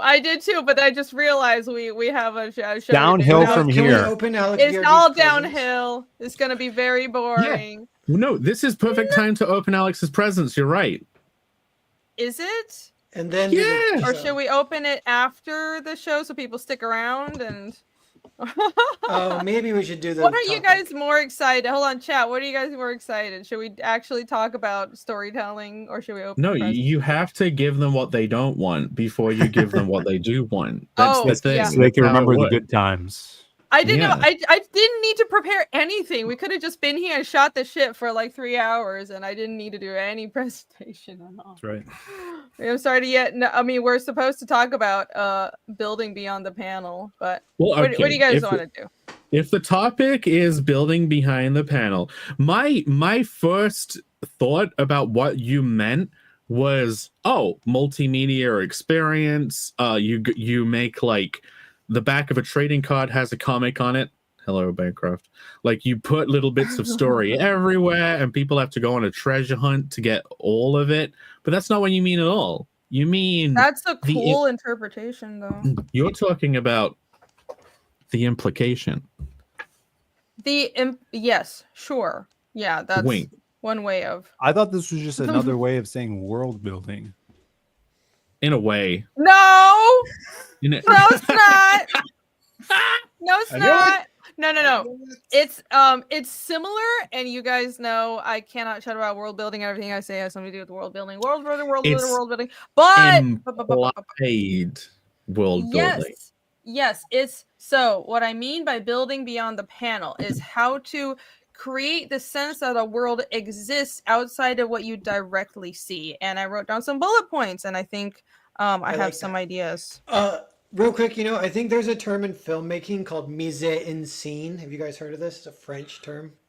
I've Because heard I the don't know term. what I don't know what it means. but I think it means what you're talking about, the mise en scene. Oh, But I heard okay. Scorsese once. He's like, meet the mise en scene. It's everything except the camera. It's not the camera. Everything but the camera. Something like that. What is it? Misery on screen? Fucking French. The mise So it en sounds like a scene. maisonette. but with So a it would scene. be like it's like Mise- production design, lighting, what else? Like everything but the camera. So it's like you're trying to make the job easy for the camera. Like you could, if you build this perfect world, then you could just shoot anywhere and it'll look good no matter what. That's like the mise en scene, a little bit. Well, I don't know No if it's matter- exactly the same, but Yeah. No matter what we say now, Camel would be in agreement with us. You could I'm say gonna Google. anything. I'm googling. you can mise only en say scene. yes. I This don't will go like downhill talking very of the quickly. I don't like speaking of the French. It says Yeah. the arrangement Don't of like that. scenery and properties to represent the place where the player movie is enacted. Okay. Okay, interesting. Yeah, I have a few. I kind of broke down, well, how do you build outside of the panel / camera? And since we're talking about comics, I thought of 3 main general categories for how to do this. First is just details in the art, not like draw artisanal details like I do, but for example, Neat. adding things in the background, like if well, I guess that's on the panel, but as in creating, if a characters go to one location in chapter 1, then they go back to it in chapter 2, if like there's wear and tear or there's extra graffiti on it, that creates a sense that something happened off panel and stuff like that, just in the background. It's not part of the plot, it's not necessary, but it makes the reader intuit that things are happening outside of just like the world doesn't revolve around the main characters. And the moment, right? So like the setting has its own history that you could infer by looking at it, or the scenery feels and looks lived in. I have an example. Mhm. I have an example. Jake, go! Okay, I have 2 examples. One of them is obviously Back to the Future. You have that opening shot where you pan around the lab, and it's like, I guess this guy is like a hermit scientist, but here's the real example. Oh, is it? Well, you go to the first panel on this tell. page, and like part of the focus of the shot is this like vine that's been chopped open here with some slashes in it. The other side of the vine over here, and then the part that they were in on the previous shot, like they come out of here. But yeah, like, is this what you mean? Like, so obviously it's implying, okay, also up here, there's like guys on top of one. Oh, you, look at that. you know what I That's mean? Like, Yeah, think you, the background. Sure, that's kind of what I mean. so you Kind can of, take these elements, and it's not directly what's happening. It's like, so you're implied that like people got up on this, and then they chopped this, and then it fell, then they broke it open. You know what I mean? But you don't have to show any of that, because you can just imply it with a couple of like background elements in other shots. Yeah. That's Yeah, what I I'm think wondering. that's similar to what I mean. I saw, or go ahead, Phil, then I'll go. I liked Irene's example of graffiti, because graffiti could have nothing to do with your main plot or story. It most of the time was not left there by any main character or players. It was left by characters that may not even exist in the reader's mind, and they put it there for a reason that we may or may not know, and it might not be integral to our story, but it is part of the environment, world, and society and culture, Yes, Yeah. precisely. So it makes it feel like the there's cogs, the cogs of the world turn even outside of the story you want to tell. There's other stuff happening. Yeah, I saw a movie, Hang 'em High, with Clint Eastwood, and in the beginning he gets rescued by a sheriff, and then halfway through the movie it comes up, he's like, "Where's that sheriff? I want to get a drink with him." And they're like, "Oh yeah, he died. He got shot bringing in a prisoner, and so he's dead. Sorry." And Clint Eastwood's like, "Oh, okay." But it's like the story isn't about that, but the world just has things keep happening, kind of. Yeah, the world turns. Yeah, that's a great example. Your story. Yeah. That was another point. Dialogue is another way to do it. But yeah, just creating that the world keeps turning outside of your story.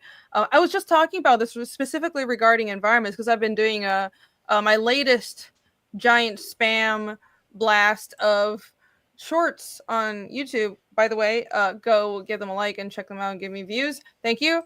Are about environments, because I was drawing environments for Fiendish, and part of what I was talking about is making your environments feel alive and adding wear and tear and thinking about what the people who had lived here before, who had passed through due to the environment, makes the environment a character. Like, environment doesn't have to be all painful perspective work, or it just has to be there to frame the characters because you had to suffer through drawing environments. You can tell stories with the environment in ways that it's like a different storytelling tool than the characters, because it's always there and you can hint at the past through just the details you add.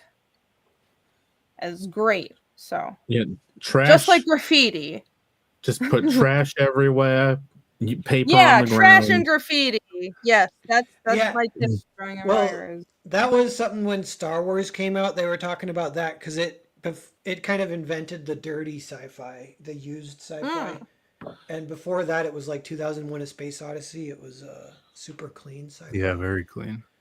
Yeah, I personally like the dirty sci-fi. I mean, I like the aesthetic of Dune as well, but like it's just about having thought put into it. It feels like someone thought of the designs. Why are things this way? There's like everywhere you go, it's a different aesthetic, and there's wear and tear. Even if it's super high tech and pretty, it still feels like it's been used. That stuff is really cool. Yeah, the someone brought up dialogue. That was the next point, is create a sense of your character speaking off screen. So I remember in the Avatar: The Last Airbender movie, the horrible Shyamalan movie, it's like, okay, I just remember the scene where I think that was a point where I just bust out laughing, and I couldn't remember. I didn't finish watching the whole thing. I couldn't stand it. So they rescue Ong or something, or Aang, sorry. The actual Chinese is Ong, but whatever. They're traveling and they start speaking to him, and they're like hundreds of miles away. They're flying on Apu, and in the next scene, after they've been traveling for hours, the conversation picks up exactly where the last scene was. When that's exactly what you shouldn't do. That breaks the sense that there's stuff happening outside of the screen. Something I like to do is, I want to draw as few pages as possible. So if, for example, I have my one group of characters meets up with group 2 and they need to update them on what just happened.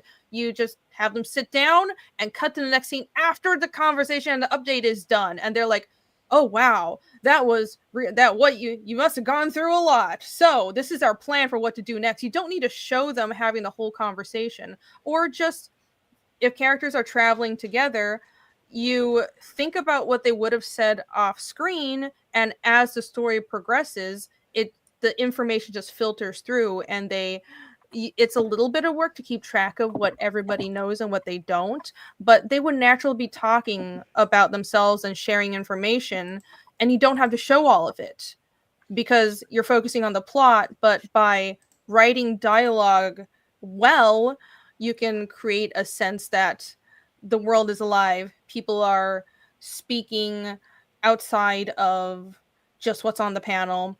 And it doesn't even have to be your main characters. It could be background characters. It could be somebody in the background talking about, oh, there's like a bandit invasion in the north and shit. That makes the world come to life. Did you say bust out laughing? Yes. They do that. Okay. They double whammy this in Archer. Like, it's something I really appreciate about Archer is like they'll transition from one scene and a character will be like saying a sentence, but then they'll cut to another scene and a character finishes the sentence of the character from the previous scene. So it's like finishing each other's sandwiches, right, but with a scene transition. But like, it does implicitly imply that like conversations were happening before and after the cut on either side. I know you're talking about like a much bigger story version, but like it still has that element, and then but it also keeps the plot moving really quick, and it's funny because you know you can have gags that it's like dialogue transitions, and like if you look at something like Elmore's Killing Joke, like he does panel transitions that mirror each other from scene to scene or flashbacks and stuff like that, which would be similar to the Archer thing, I guess.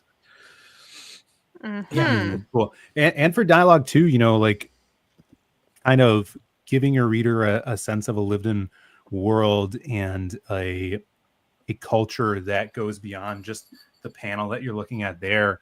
Just the way someone speaks, you know, accents really tell of a broader world and tradition, right? So if you are introducing your reader to a new world, something like Fiendish, you know, characters that have baked in traditions in their culture that are foreign to us, and if you weave them in subtly, it makes the world feel lived in. Like I talk about the Dark Tower a lot, and I was just talking today to my girlfriend about this, like why I really loved that series is the way that the characters speak, because it's not in our world. It's in like a future dystopia or almost wasteland type area where your main character is this cowboy / almost like a knight figure, and he speaks like a knight,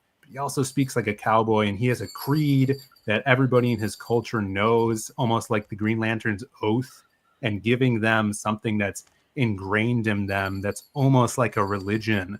It just makes it so subtly fleshed out, almost like this is an old tale that someone, you know, would pass down generations, and that just makes it feel real. Well, like a character can pull like something out a really ornate box out of like an old part of their house, and it's like covered in carvings, and they open it up and there's the artifact is inside. Like it implies a bunch of different cultures existing beforehand, right? The same, like an alien race, and they're like, they come down with a hello, I'm speaking English, right? It's like, you know that, oh, they must have also their own language, you know what I mean? And then them getting Earth customs wrong would imply like they have their own customs without having to directly show them. Like even, someone just showing a character in weird religious vestments, it implies a whole culture beforehand. Also, like another way of doing that, like it's not just the physical way of representing and implying a culture. Like you could have two characters and they meet for the first time and they're like, I think we're really gonna get along, and then you cut away to another scene and then you cut back to the first two that we're gonna get along, and like one of them's jumping on the bed and the other one is like mostly way through a bottle of wine and looking very annoyed. Like you've instantly implied, like you don't have to show how they didn't get along, but you know the effect of how they didn't get along. Yeah. Like that, what you're talking about, Jake, reminds me of like comic strip paneling. Like if you have a 3 or 4 panel comic strip and your audience infers what happened between those panels. Yeah, you don't even cut away. Smash cut, or is that different? Have you guys heard of a smash cut? Yeah, is that a jump? The jump cut? Is a smash cut different to a jump cut? It's kind of to a different location.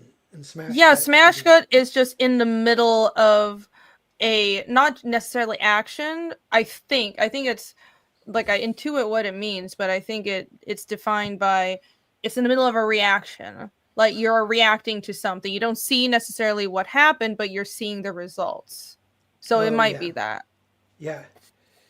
Yeah, it'd be funny if you're cutting, like they have to catch each other up for exposition, but the audience already knows it, so you don't want to have the audience have to hear it twice.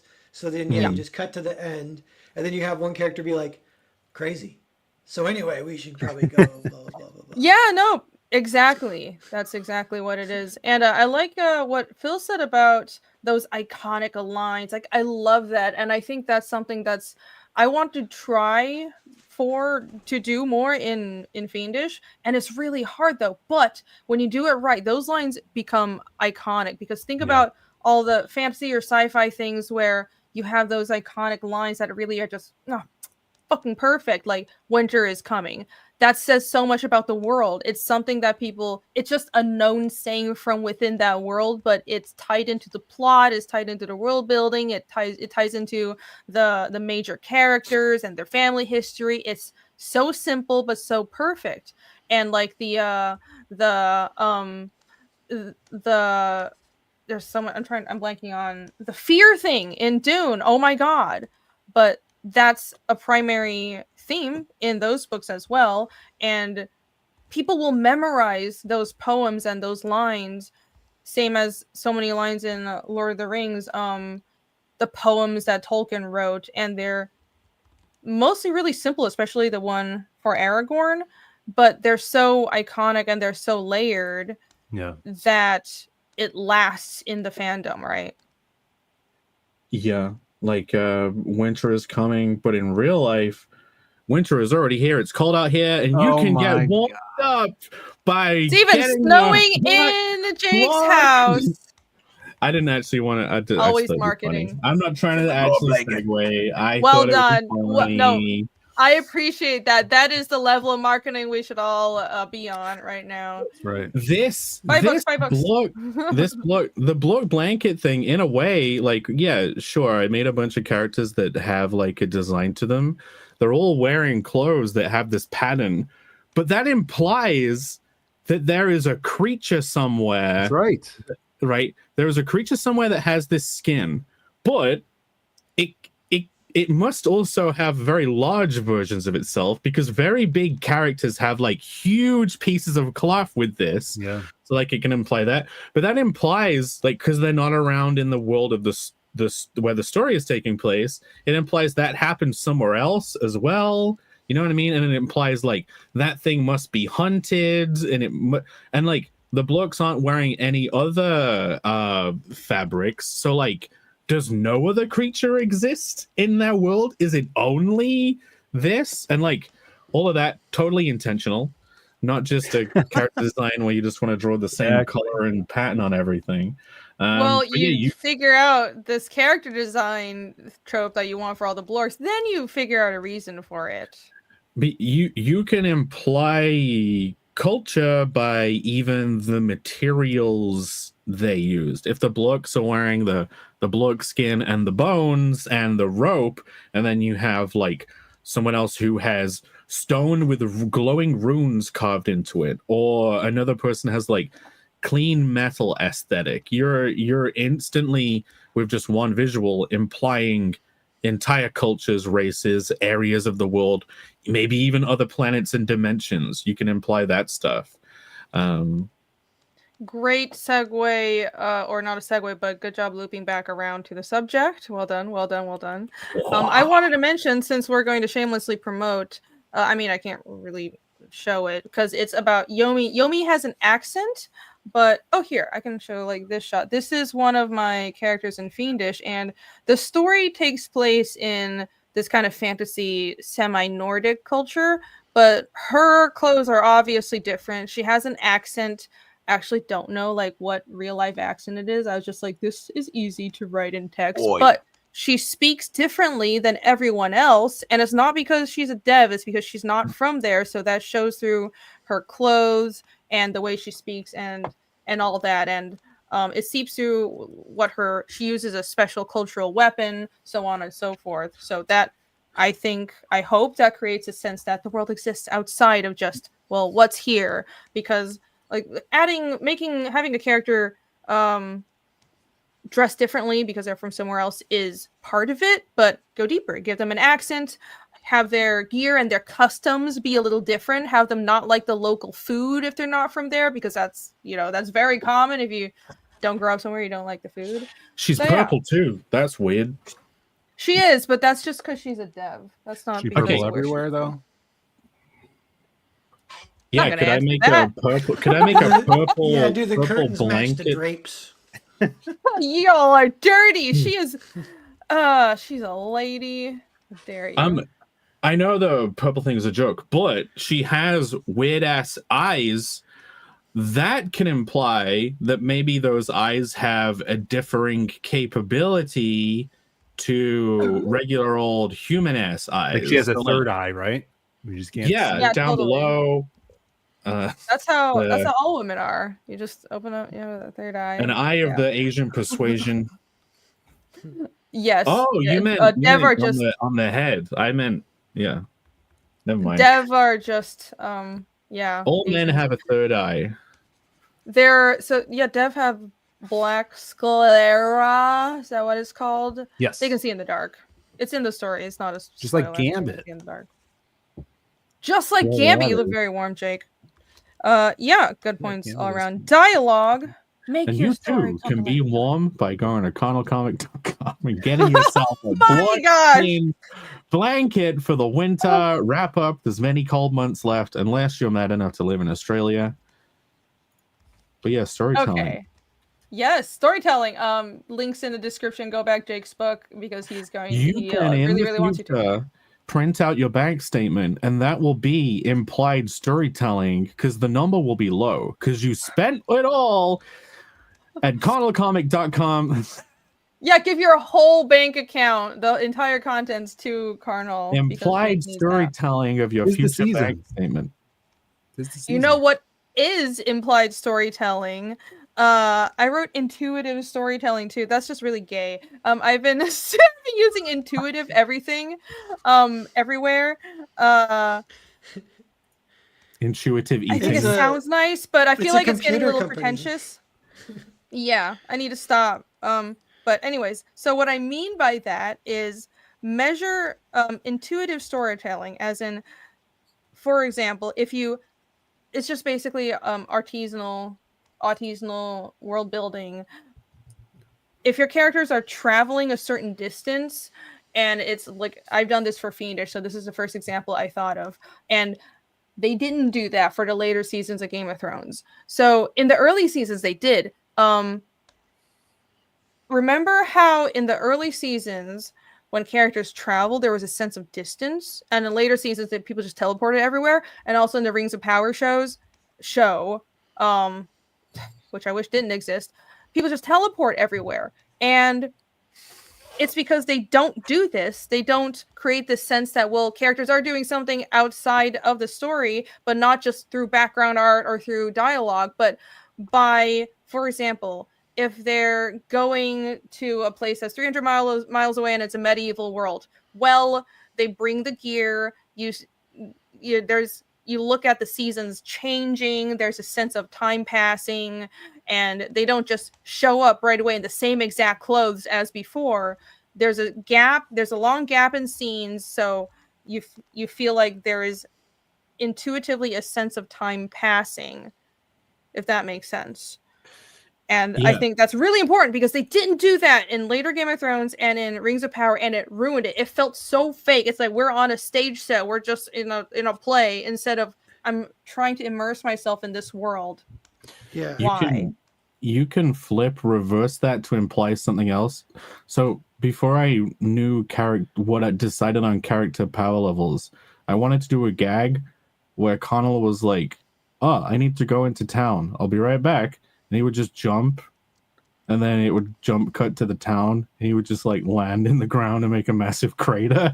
But that would imply like the ability to just super jump many miles, like super jump into.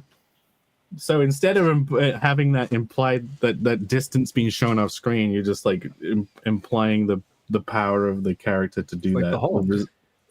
Yeah. What if he gets into town on like a super starving horse and it dies and he's like, that's great. No, that's actually okay. Wait, the hero leaves the town and the horse is super healthy and they're like, "Goodbye, hero." And then they arrive at the castle and the horse is like nearly dead and he's like, "Could you hurry up?"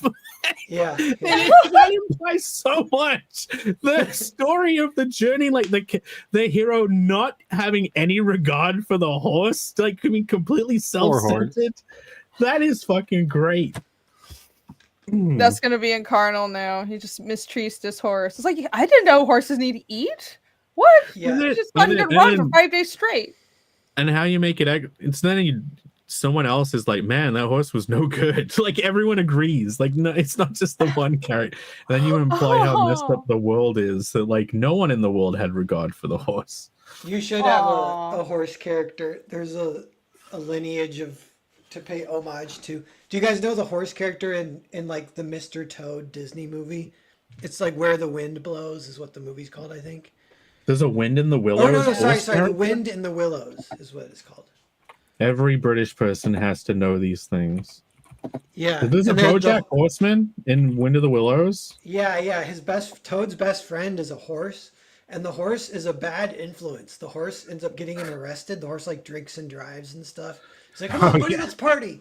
And like, so he ends up getting arrested, and then the horse tries to break him out of jail. The horse is like so awesome. Well, I remember as a kid being really happy when Toad's friends broke him out of jail. Yeah. JW says characters not changing clothing is the worst thing with characters or I guess worse than characters teleporting. Well, they're both terrible.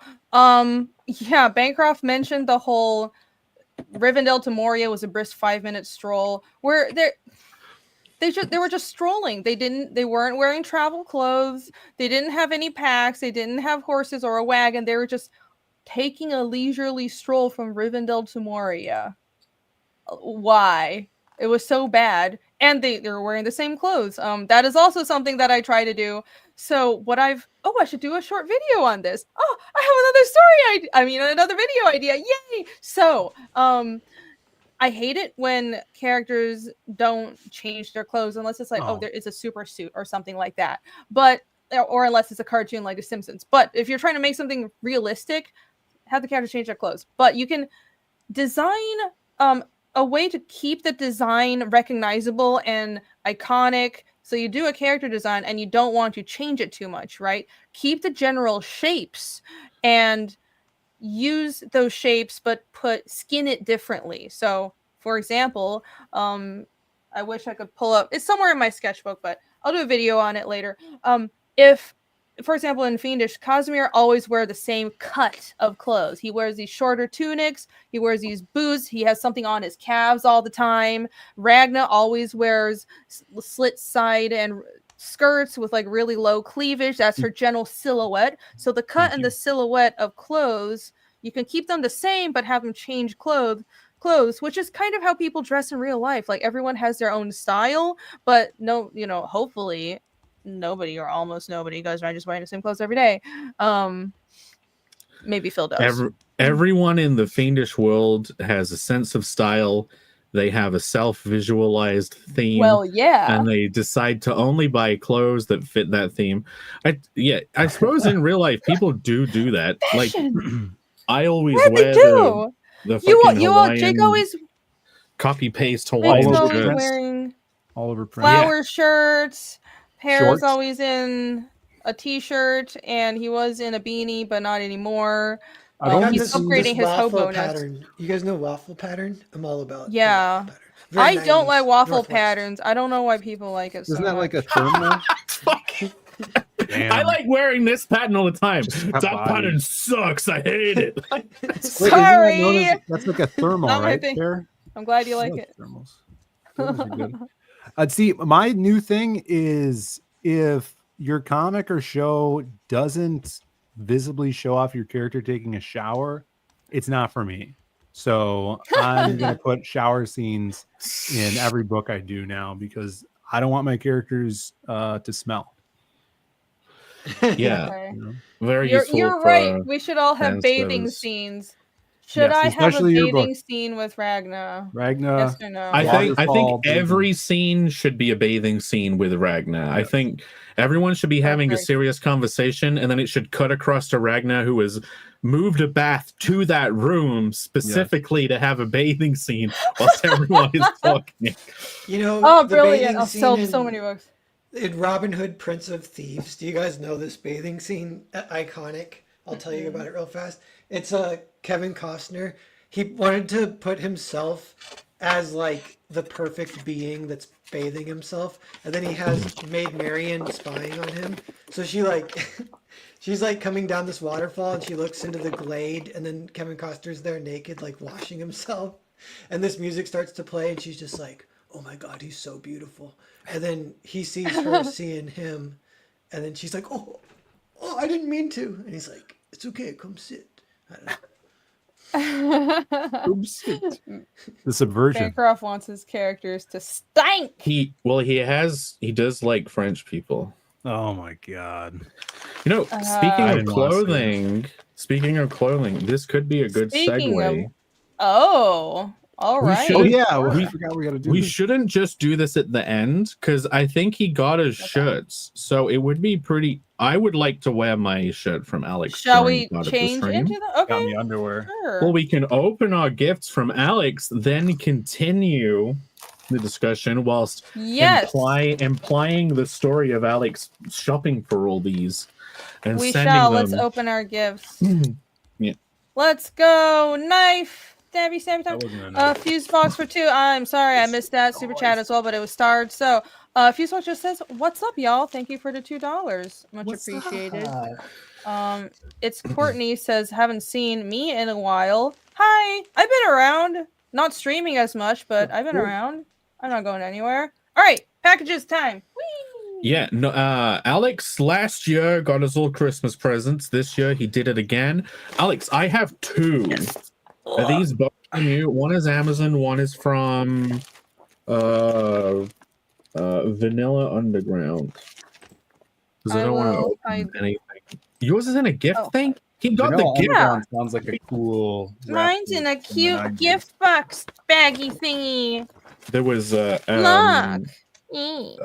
Sam Hyde released something beginning with vanilla and then ending in a word that can't be said on stream. That's recently. That's pretty funny.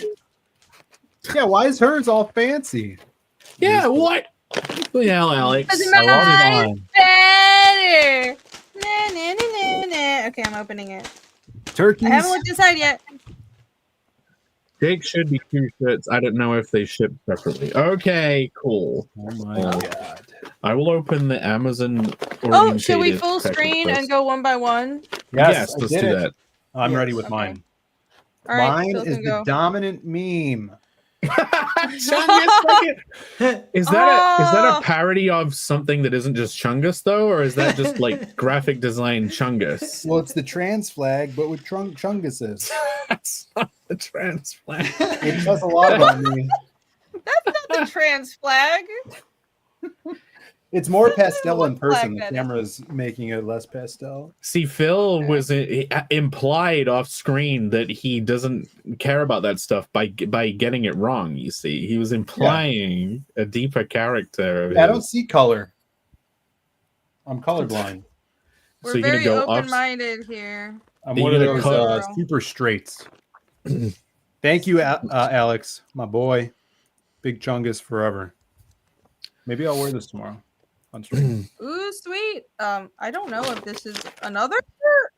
Seeing as I have two, I'll go next because I'll have to do another one at the Okay. end. Oh, Phil's second shirt should be next week. So you did have There's two. Oh, Phil and Pez. You guys did have two. I mean, yeah, Awesome. but we're not doing a stream next week. I don't know if we are. We'll see. Okay, Right. Amazon. I'm not going to show the other side where the Yes. Be a Don't. pre-New Year's stream. dox rest yourself. is. I still have that New Year's Definitely.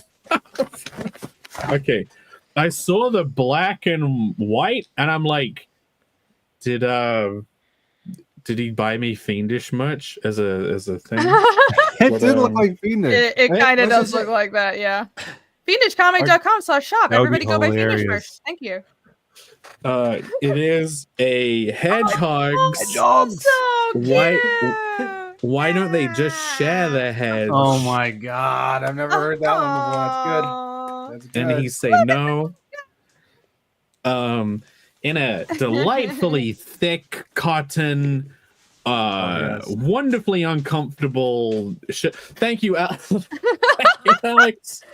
Jake appreciates this gift, Alex, as you can tell. Alex for B for $2. Thank you for the $2.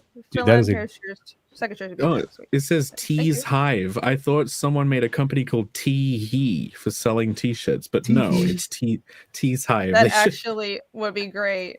You should Tee copyright hee. that name if Dude, it's that's not Shirt fun. taken. company. That's actually great. That hedgehog pun is great. Aww. Merry Alex, Christmas. I've seen this shirt before, so yes, thank you. I appreciate being sent the. I'll go off screen and change into it. Cool. I'll stay I on guess screen I changing will to mine.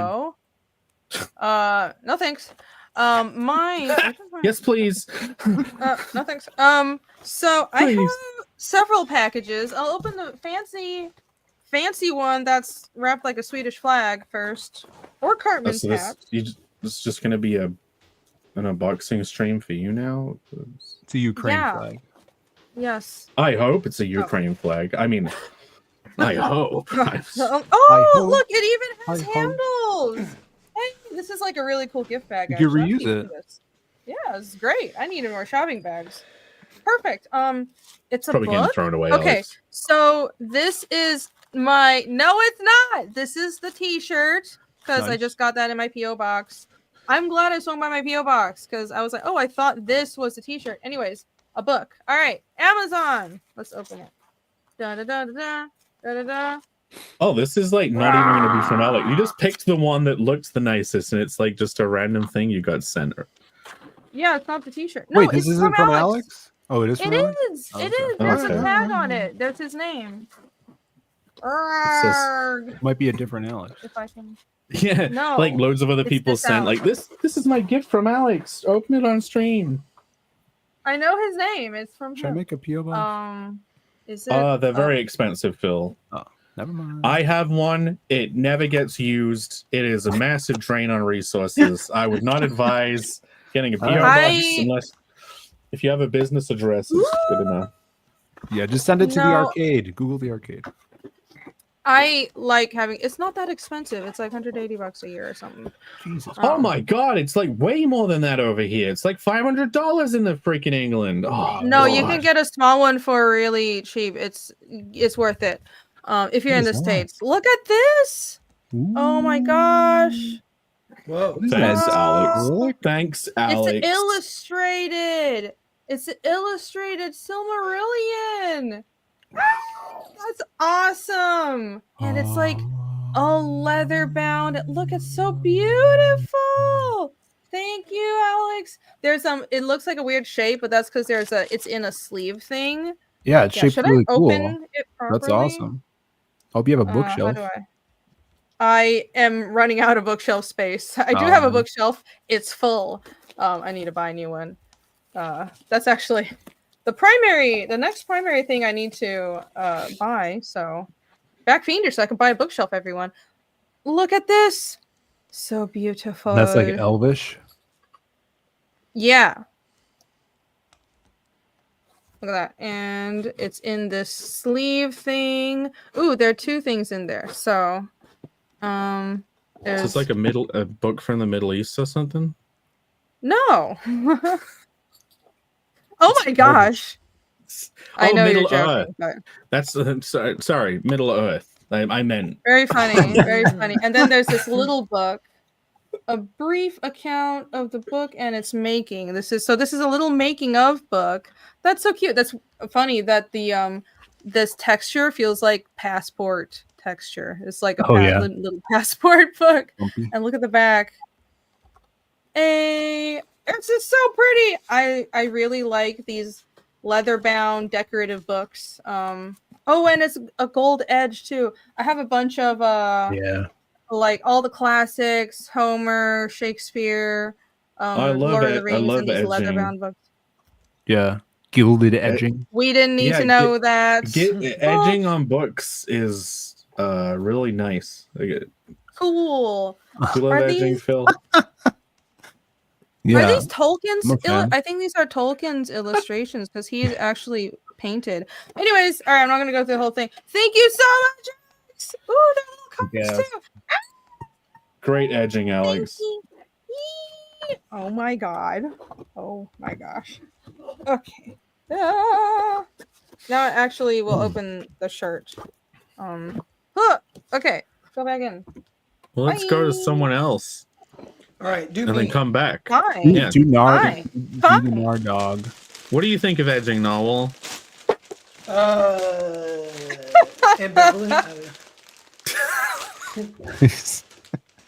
No one's not gonna answer that. Just say pass. On books, gilded edging on the pages. I don't know what it's called.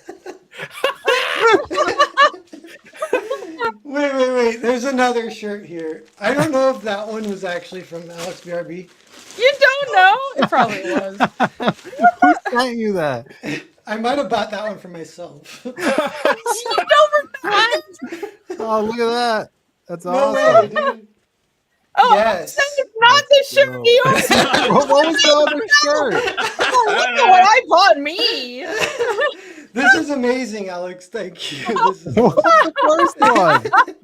You can't just steamroll over that. Oh my it's god. amazing. You gotta wear that other one to the Netflix premiere. Yeah. Oh my god. That would be- Well, you should dress as shitty as possible if you're ever taken to like an event. Like you should look like a homeless person. You should work up a stink. I'm gonna put on the Nosferatu. I guess we're all just changing right now. That was I amazing. have This yet is to reveal super my legit. shirt. Oh, Jake's changed. It feels good too. It feels comfortable. Hold on. I reveal my shirt. Thank you, Alex. It's very slimming. I look slightly less fat than usual in this nice black shirt. I should wear it Sorry, tomorrow, then. I don't have you on camera. Did you want to show off? Yeah, I want to show everyone me caressing my Bodis. Okay. Thank you, Alex.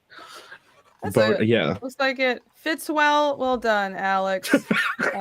Okay. Most is like over there and his fucking wife beater. Okay. I got 2 shirts. It's a fancy one. Ooh, yay! What's this one? Da-da-da-da-da. Yes. Dang! Moo-dang! Oh, yeah. Does it say unbearable or undeniable? Ungovernable. That's even better. Unforgivable. Yeah. And this one, let's see, what is this?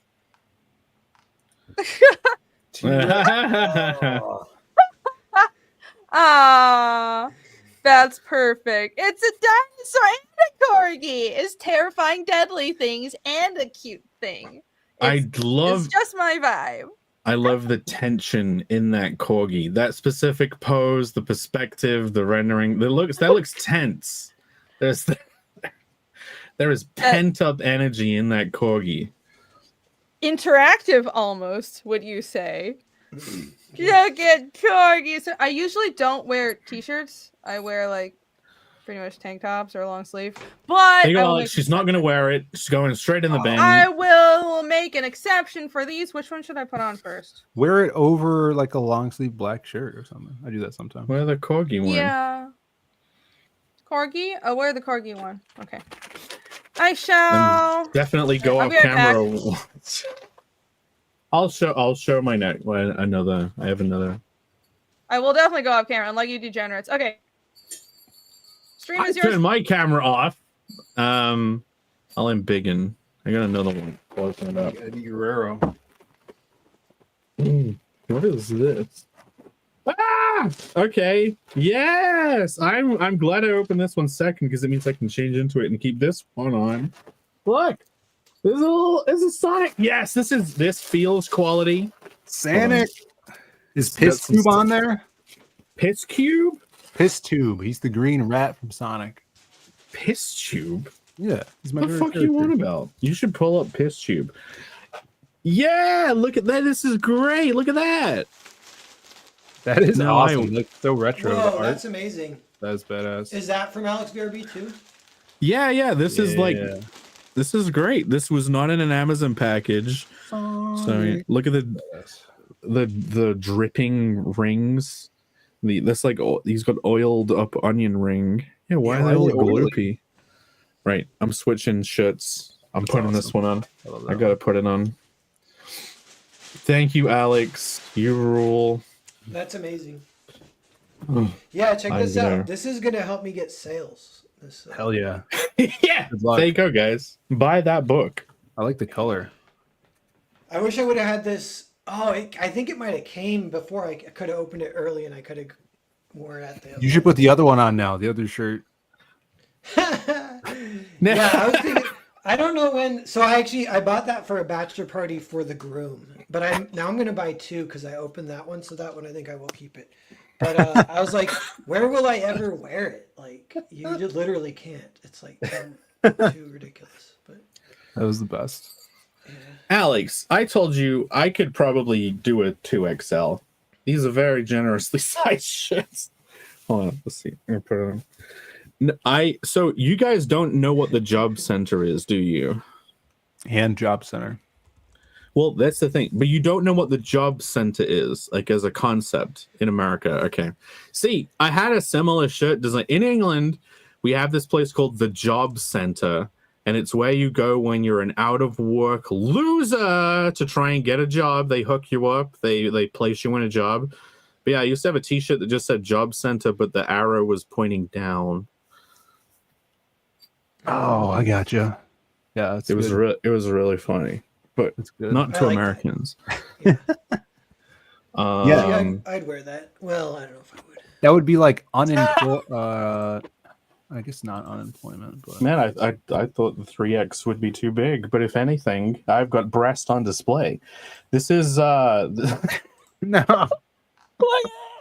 It's like, hey, have you checked your testosterone levels lately? No. This is what is his name? He called everything cancer, then he died of cancer. Doesn't matter. The video game guy. But yeah, thank you, Alex. I'll wear my Sonic t-shirt. I'll stretch it out. Sonic. I just put it on over what I was already wearing. There it is. So, there it's a very British size. Now you look like an emo. You look like your goth kids thing. The black and red. Yeah. That I seldom do the t-shirt over long sleeves because if you wear black, it is a very like early 2000s emo thing. There you go. You even have them over your hands. Yes, I like doing this. It's cozy, and my hands are always cold. Oh yeah, Total Biscuit. That's it. He had massive man tits. Nice. Hopefully, it doesn't imply the same end for me. Someone's got to have him. Not. Looks great, and it fits well. Thank you so much, Alex. Yeah, Yeah, thanks, thank you, I can't wait Alex. for my Yes, next the one. MVP of this show. Thank you, Alex. Yes. Merry Really- Christmas to all. Merry Look, the blue- Christmas, everyone. This The shirt blue fits and perfectly. orange I'm gonna works. wear it a ton. I'm gonna wear it for Oh, a year yeah. straight, and then I'll sell it at auction. You guys can get some pheromones if you want it. We should do that next Nice. Christmas. Cool. We wear our shirts all year round, sleep in them. No. Next Christmas we auction them off. We just continuously keep the cycle going of making money off Alex. Yeah. Yeah, chat, let us know if you want that. Want us to be disgusting for a year. If anyone wants a Uh, narwhal sleeping sure. shirt, DM me. I'm sure that's what you guys all want from us. Jake, this Speaking is of go on. this, the Sonic thing you were asking about. So this post says, which characters do you want to see introduced in the Sonic 4? My brother says Mighty the Armadillo. You know Mighty? Yeah. Yes. Ray the Flying Squirrel. Uh-huh. They're both in an arcade game we have at the arcade. And then Piss Tube the Rat, who's the green rat. So there you go. There's not a photo. There's no image of Piss. That's just your brother saying Piss No, Tube Piss the rat. Tube. He's the green rat. And he I think he smokes a cigarette. So And he's bring off missing a He's missing part of his green tail. rat It's a, Sonic. real, What? it's a real deep cut from like the Japanese comics or something like that. Hey, there's Okay. a super chat from FKA. He says, "What's the best Christmas gift you all ever received?" I'll go. Thank fast. you for the super chat. When I was a kid, my parents once got me. It was like a case that had 6 X-Men figures in it, and I remember my what do you call it? My allowance used to be $1 a week, so I'd have to save up over a month to get 1 X-Men action figure. So like I was kind of doing the math in my head without realizing it. I think I don't know if I was like 6 years old or whatever, but I was like, this is like a year's worth of X-Men in one box. I can't handle it. It was like blowing my mind. Aw, Mini Narwhal and his X-Men. What about you guys? My greatest Christmas. There was this one year I got real sick, and I needed a heart transplant, and my dad actually donated his heart. Oh wow, amazing! Especially since he's he's not- still around. How'd that happen? Oh no, I mean he donated his heart. He's not around anymore. Dead now. Oh okay. Oh well. Sorry. That does sound like the You best just got a gift, though. stepdad now.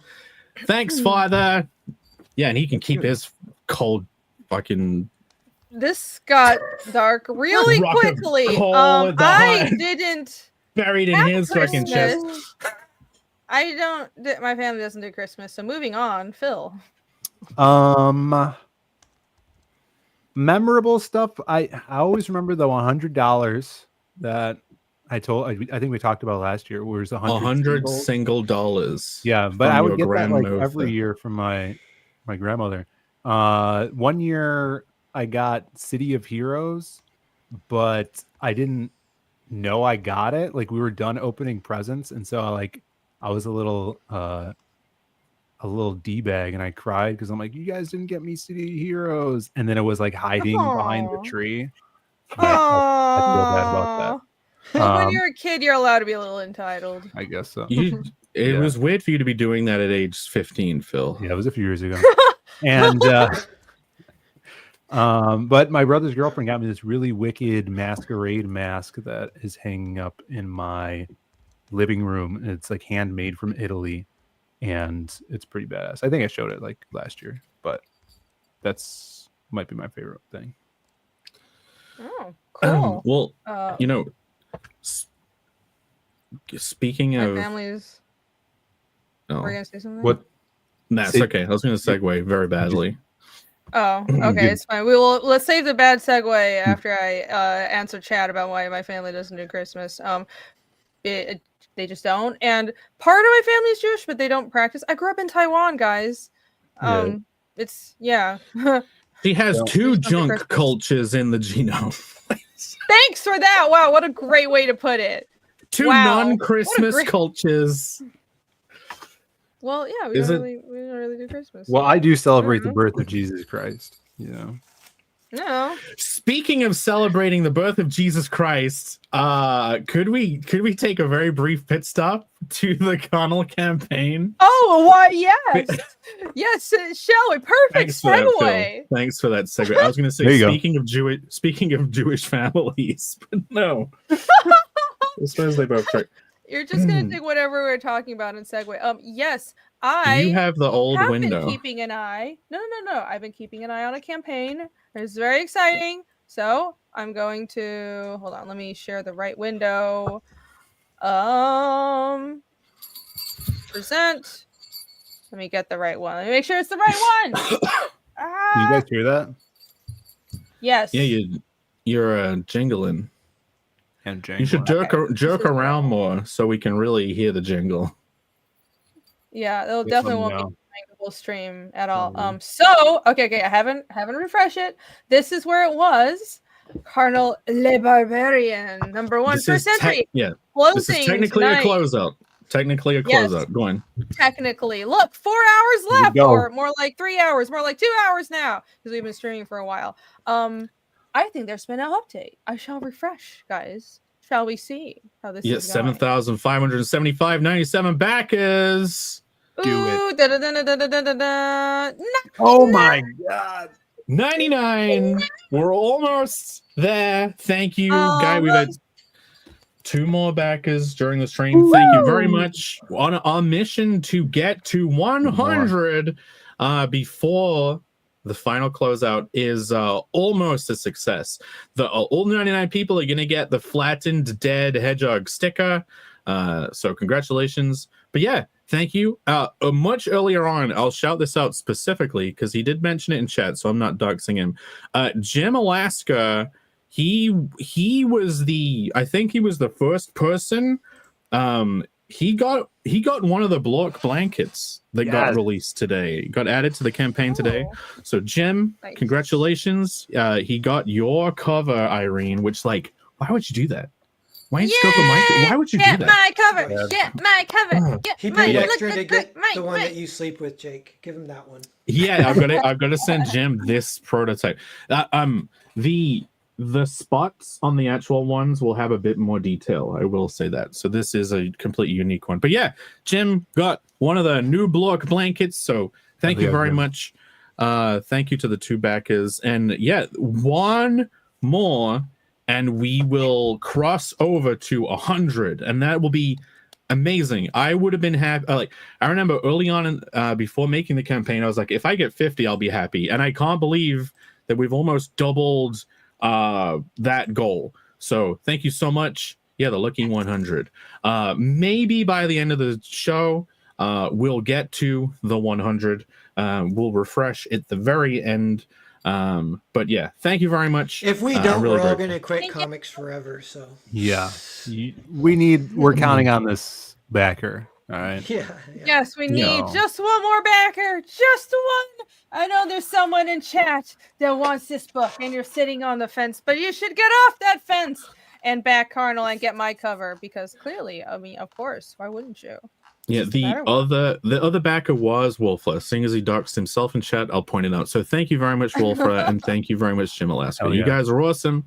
Yeah. And thank you to all the other all the other 97 backers in addition to those guys. So thank you. Yeah, Camel says he agrees. If Jake gets to 100 backers, he'll quit comics forever. So if you want Camel to just give it all up, then you know what to do. Back right now. But then he'll say, if he gets to 101, he'll get back into comics again. So all right then. Well, we need just 1 more backer, so Camel can quit comics and never draw again. I'm just kidding. But we do want all the backers. 1, 2, 3 more. Come on, if everyone in chat, we have 50 people watching now.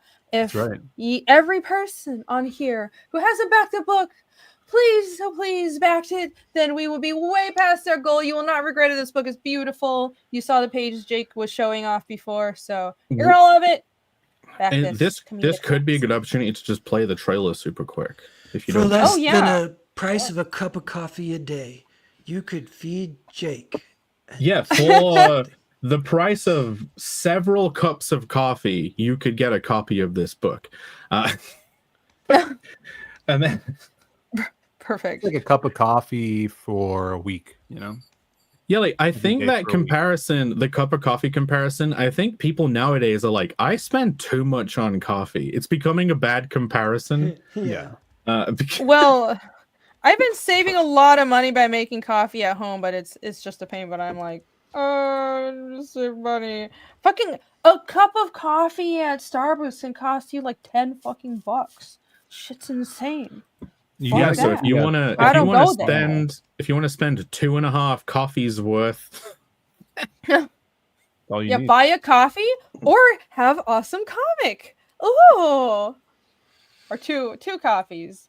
I'll play the trailer. I think if I share it straight from the video file. you it'll be have it. better. I think you don't. You have it uploaded. Oh yeah, no, Yes, I you, do. okay. In the world of Deploria, after years of solitude, It sounds like your short that we a played. dark, Oh, weird. erotic I did a great job voiceover. threatens to be Go me. unleashed. You voiced over this. I did. And I did the sing too. I'm so talented. Look, it's the 2 pages I colored before the campaign launched. Well done. You just want to get real drunk and make lots of new friends.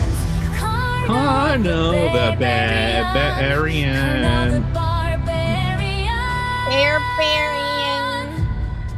Bear. Carnal the Barbarian.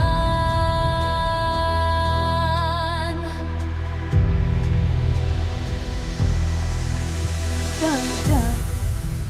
Dun, dun, dun. Dun, dun, dun. Da-na-na, more singing. Thank you, Sir Otto. It is a cool trailer. It has over 7,000 views on YouTube because it's so good. Oh my gosh, it's amazing. Yeah, that trailer got picked up by the algo, and the Yeah, algo cheers, loved it and algo. promoted it as music. So I think playing the trailer worked. Hey, James is in chat. What's up, friend? James says dope trailer. Thank you, because I clearly voiced over. I made the whole thing. It's all my work. Before we nope out, we'll refresh again at the end of the stream and we'll see if we reach that 100. But to go back, thank you, Alex, for all the shits. You're awesome. I mean, you don't. I think we can refresh right now. We could wait. Yeah, we could wait. Okay, Barb Rogers with Solitaire gifted 5 memberships. Thank you very much. Barb, My co-host. We telling can you what wait to and do not on ruin stream. the end of the stream when we don't get to 101. You know, we can save the climax for the actual. This is called edging, gilded edging. Oh, right. Yeah. What's up, Barb? The famous storytelling technique called Hi Barb. And thank you for the memberships. Yeah, by the way, if you guys grab some memberships, I post behind the scenes content just like I was mentioning on the Fiendish blog, on my YouTube as well. It's just mirrored content. It's all the same. So if you want to see me draw stuff and post it early and then nobody else can see publicly, then you should become a member. James says he backed the book. He can't wait. It's going to be so much fun. You're going to love it. Thank you for backing. That's our friend James Parrish, right? Yes, that's our friend James. He's a comic creator too. He's a creator of Detonator. So if anybody wants to go check out Detonator, he should go. I don't have a link ready. I'm sorry, James, but if you want to tell James people where gave to us find it, copies of his book that we could have kept, but they ended up going to someone else. So now I can't read them. James, it was great meeting you in New York. And thank you for backing the book. I did notice. I accidentally gave it to our colorist and forgot to clarify that. Oh, well, it's fine. I'll just buy the book next time we meet. Yeah, it's great meeting him in New York. I don't have anything more on this presentation. I'm done. Like, that was my last point. So we're good. How do we segue back into Alex? If you are, I mean, if the meme comes in, then we could wrap it like a gift on Christmas. Yes, we can. It's topical. I enjoyed the topic. Like, it is The thing about the implied storytelling is it can be difficult to tell like every element of a story, and sometimes you can tell too much. So like pulling it back and implying a lot of it, like you can almost have a writing exercise in how little you could directly say and how much you can imply. What if you like implied the entire story? How would you do that? Well, go on. You could do one where it's like Tomb Raider, it's Lara Croft, and she's about to enter the tomb, and then like a wolf grabs her and kills her. Then it says the end. Game over. Perfect. It sounds perfect like the ending. opposite to implied. Yep, nothing was implied. Well, talking about video games, yes. Okay. Video games are almost a perfect example of this implied storytelling. Like, people really engage with this stuff. You basically, in video games, you would like hunt for clues and little scraps and things that indicate the bigger world and story. Because in a video game, you like can't make everything. Portal, if you get, that's probably the easiest for people to recognize series. Like, you will look through a crack in the wall and you see like trash and like some graffiti. That's graffiti too, like you mentioned, Phil. Of like, oh, what is the story going on with this wider facility? And then, in Portal 1, there's that whole switch where you end up going behind the walls, essentially. So you've seen, not only did you imply story by seeing things like in the distance, things you can't get to, things that you can see through cracks in the walls, it actually sets that area up. So when the twist happens in the story and you actually go to those places, you're really excited to see it. And then there's even more implied storytelling when you're adventuring the back rooms that is the back rooms. Yeah, the cake is a lie. You find that out. Oh, yeah, it's implied that it's a lie. It's not a lie in South America, I'll tell you that. Oh, yeah. Damn. Yeah. That's what I hear. What? You hear what my brother said about the old women in South America? The old women? Go on. Like, even the old women have like nice asses or something. So he's like walking. Oh my gosh. And he sees like a chick with a big butt, and she turns around and she's like this 60-year-old grandmother. It's like, Brandon. Isn't the ass supposed to raise its power level after having, offspring, as it were? Like, in some cases, for sure. So I would have thought that all the old ladies. Jake, I thought of a story that is all implication. Not exactly, but Reservoir Dogs is a heist movie where you don't see the heist, but it's literally like you see the before and the after, and the whole story is. What about the box in Pulp Fiction? What's in the box? Oh, no, that's the. You mean the suitcase? Yeah, the suitcase. Yeah, it's still a suitcase in the box. I would, the suitcase. What about those stupid horror games that Markiplier always plays? Where you that's what I mean. Five Nights at Freddy's. They don't. Oh yeah, that does have that implication world building. But yeah, a story where it's all implied to be like, all right, we're gonna go get the golden fleece, and you cut. They're like, well, we got the golden fleece. Barb Rogers for gifted 5 more memberships. Thank you very much, Barb. Well done. Barb is always giving memberships. I don't have the chat open to dox people. Yeah. Oh wait, I know I do. Caleb, have Tom Earl 3. I just read that as Earth 3. Now I want characters to live on Earth 3. That would be great. Frederick, Guimel, Sheeple Hunter, and Phil Anselmo. I hope I said your name right. No, wait. No, he just said something after the list. No, he got one before, though. Oh, cool. Now you can only use emojis. You can use your dick belt emoji. Yes. Right. Yes, I have custom emojis. I have some fiendish characters. Also mugs filled with blood. Which are mugs I had not filled with blood, but they're like skull mugs and stuff. I haven't been using them. I need to bring them back. And a dick belt. Don't ask questions. Yeah, just. Do you think you can?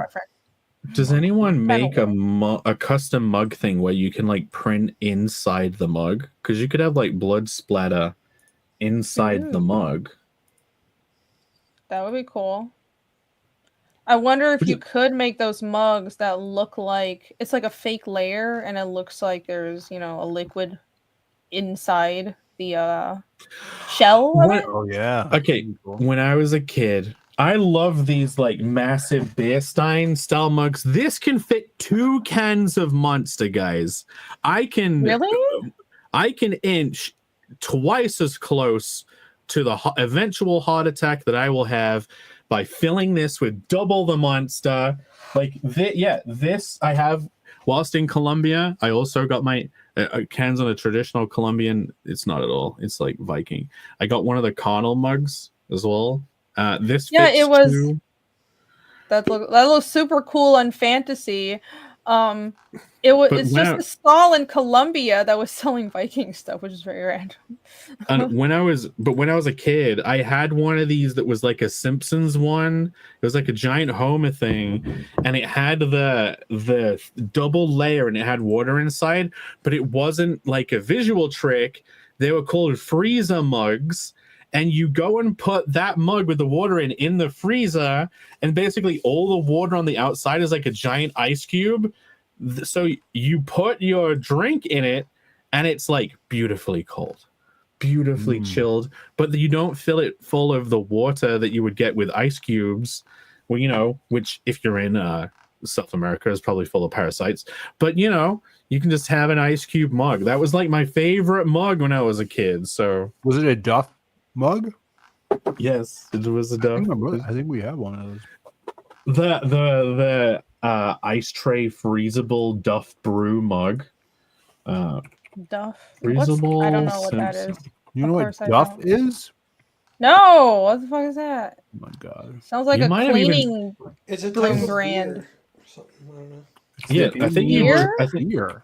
I think you drank some Duff when we were in Simpsons Land. You could buy it in the shop, and I bought some. Not to be confused with Buzz I did? Cola. Yeah, Buzz is non-alcoholic. which was a central element in the plot of Simpsons Hit and Run, which is a game Sounds I should like- definitely play on my channel soon. Yeah, Why would I Simpsons get? Of course, I don't get Simpsons references. Oh, so it's something from Simpsons. Oh, okay, all right. It's Homer's Duff Brew is the beer that they drank. Okay, I've watched very little Simpsons, but yes, I remember now. Yeah, she has not been watching, but you have been watching a lot of Futurama as we kill time. Futurami. Yes, I've been watching a lot of Futurami. It's my only form of entertainment. As I slave away on pages, it's great.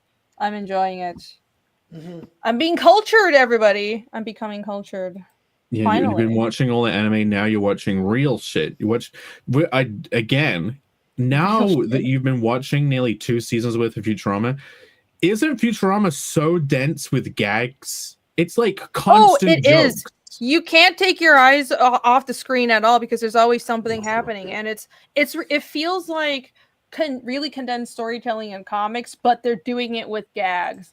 Honestly, there's so much stuff I see with the setup, and I keep just watching it, and I keep yelling, "Oh, callback!" or repeat characters, and that stuff is just there. You have like little writing lessons throughout the whole thing. It's so well done. Apparently, the later seasons aren't as good, but I mean, I'm enjoying it so far. Okay, Moromi says nobody does it like Molten Boron. Here is a Futurama deep cut. That is an incorrect reference. You have not typed it right. The real line is nobody doesn't like Molten Boron. But if you listen to the DVD commentaries, the original recording that they got back from the record session was nobody does it like Molten Boron, but that wasn't the script. And so they edited the "nt" from like a different word, and they actually spliced together doesn't. Yeah, nobody doesn't. Now you typed it right.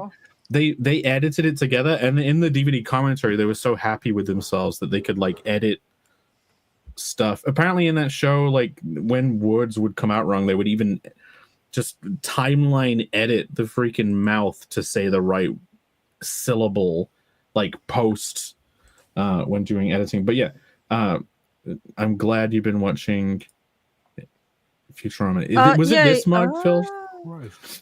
Yeah, Duff Yeah, here. I get we the had that one. reference now. We definitely Very have that nice. one.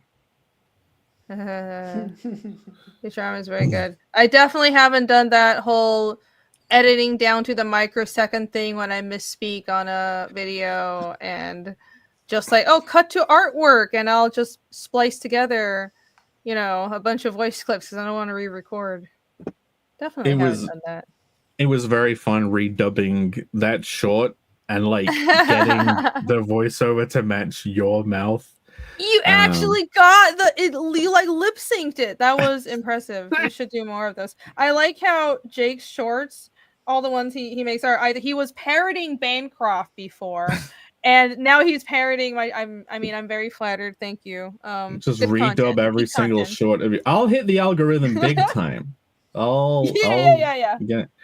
But we do have a meme. We have reached old We do. Full Tilt Creator Block. I think okay. All right. Shall we show the campaign or no? We can do that after. Okay. We can do the meme and then we can, I thought it would be cool to play the trailer and have it right there, but it's okay. No, it's your show. No, you're hosting. You should do whatever you want. My show. Oh, Yes, that's right. show. It's my show. No, it's not. It's not your show. It's my show. Hey. No. My.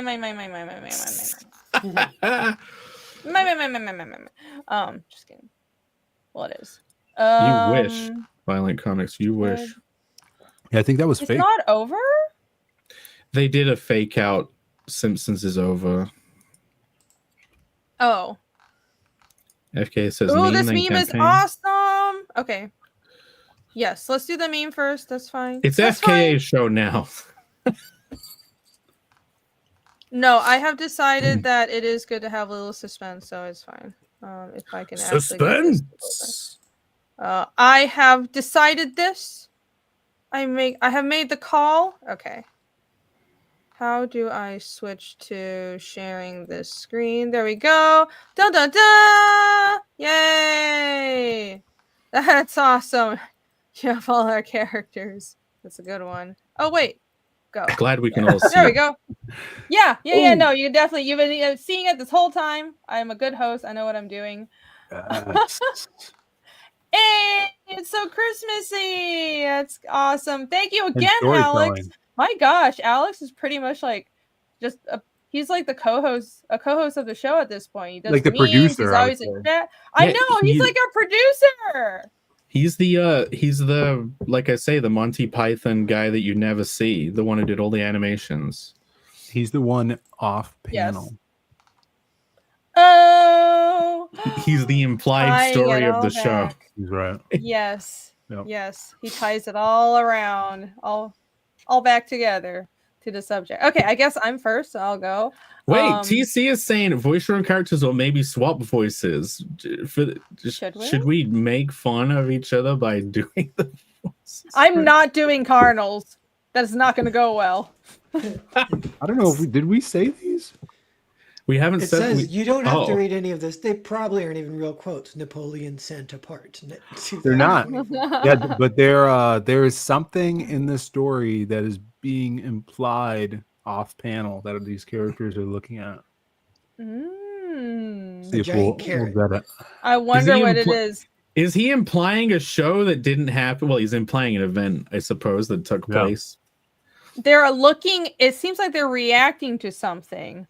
Yeah. Clearly, it's a giant banana. I don't know where all your minds went. Hey, that's good dialogue for Krim because he uses the word imagine. It's thematically good. That was great. All right, so shall I choose Nosferatu? Because I don't want to choose the Carnal one. Okay. Now that's fun. Well, none of these are good to read on stream. Okay, whatever. Now that's fun. I can really sink my teeth into. Clip it, everyone. Clip it. Yeah, we're all getting clipped. Whatever. At least you picked the one where you could do a funny accent so it didn't sound like you do. Yes. Yes, I'm trying. I want to do Carnal. Who's next? Okay, go ahead. Go on, Phil. Go for it. I'll do Carnals. I guess it's pretty big. That's a good one. I'll do I could do- Ragna. Okay. Or what were you Okay. gonna say, Jake? You gonna do Ragna? I was gonna say I would do Ragnar. I want to hear you do Ragnar voice though. She's like female Britishy, so you got to try and do female British voice. I've never seen one that big before. I'm like an old lady. You sound There like you a grandma. If there's ever another hail salad, clip it. Some old lady has to come trundle on in the shopping mall or whatever. Okay, I guess I'll do Crimstone. What is my Crimstone voice? Yo, damn! Damn, am! I imagining things, or is that? No, am I? Sorry, Alex. Yo, damn! The dash threw me off. Am I imagining things, or is that a giant Christmas hat? Christmas hat. Is that a giant banana? I ain't never seen no banana that big. That's what Crimstone sounds like. Yo, Jazz, I'm all jumping around your head and shit. You got some demons in here, girl. You gotta go to church. You need God, bitch. What the? It's like a black disc jockey. I gotta hang around in here with all these demons and shit. Why don't you get your head sorted out, girl? Get your problems fixed. Go to church. Find God. You need Jesus, Jasmine. You do an American Southern accent so well. This is uncanny. Oh my God. When Irene was watching Futurama, she really liked the all the robot religion is basically black churches. They don't just do normal Simpsons boring church. They do like black church. So I enjoy things that, of course, I have seen before and I relate to. So I mean, I live in the South. I've lived here for a long time, and I've been to black church, and it's crazy. I love that episode, and I love the one where they had Atlanta as Atlantis. I actually called it before they revealed the sign. I was like, what, is that gonna be Atlanta when they brush that away? And yeah, it was. It's great. It's just an airport. We're nothing but an airport. It does sound like Slim's wiggity wah wazzles. I'm gonna party out, dudes. Go on, save yourself. Slim's McKenzie. Oh Slims, God. what does he call? He calls them babes. Babes, we need to party one last time. He didn't even need to party. He could have left. All he did was jiggle around. No, he didn't he collapse the thing onto her with his by playing his boombox though. He could have just played the boombox and then left. Boombox is powerful. I would drink Super Slim. Of course you would. You drink 5 cans of Monsters a day. I have reduced it to 2. Oh, well done. I'm very proud of you. That's a start. Alex says there's a follow-up that he's trying to wrap up, and I see in chat later he says that it's done. Thank you for the $2. But I want to show the campaign. Were you going to say something? Okay, y'all. Let's do it. No, we can. Okay. Yeah, let's do the campaign. We're building suspense for the conclusion of what we all saw. Yes. All right. Let's. What's this? Oh my. Okay, we're at 99. We're back. We're back here. Hold on. I need to. Can we do it? Refunded. Okay. Yeah. The aim for the night. Oh, did you see if anyone? The aim for tonight. Well, I still have a different one. Was to get to 100 before the campaign's close. It wasn't quite 60 days, but yeah, we did the whole pretending it's the real end. So yeah, aim was to get 100 backers. Each one of those 100 would get a dead flattened hedgehog sticker, which I'm sure you're all very excited to get. But yeah, we might be able to refresh and see if we have achieved the goal. Shall we? All right, time to refresh. Wait. We need some suspense. I have videos. I'm a professional, you guys. I'm praying. I'll just play the cat video. You must study hard, dear.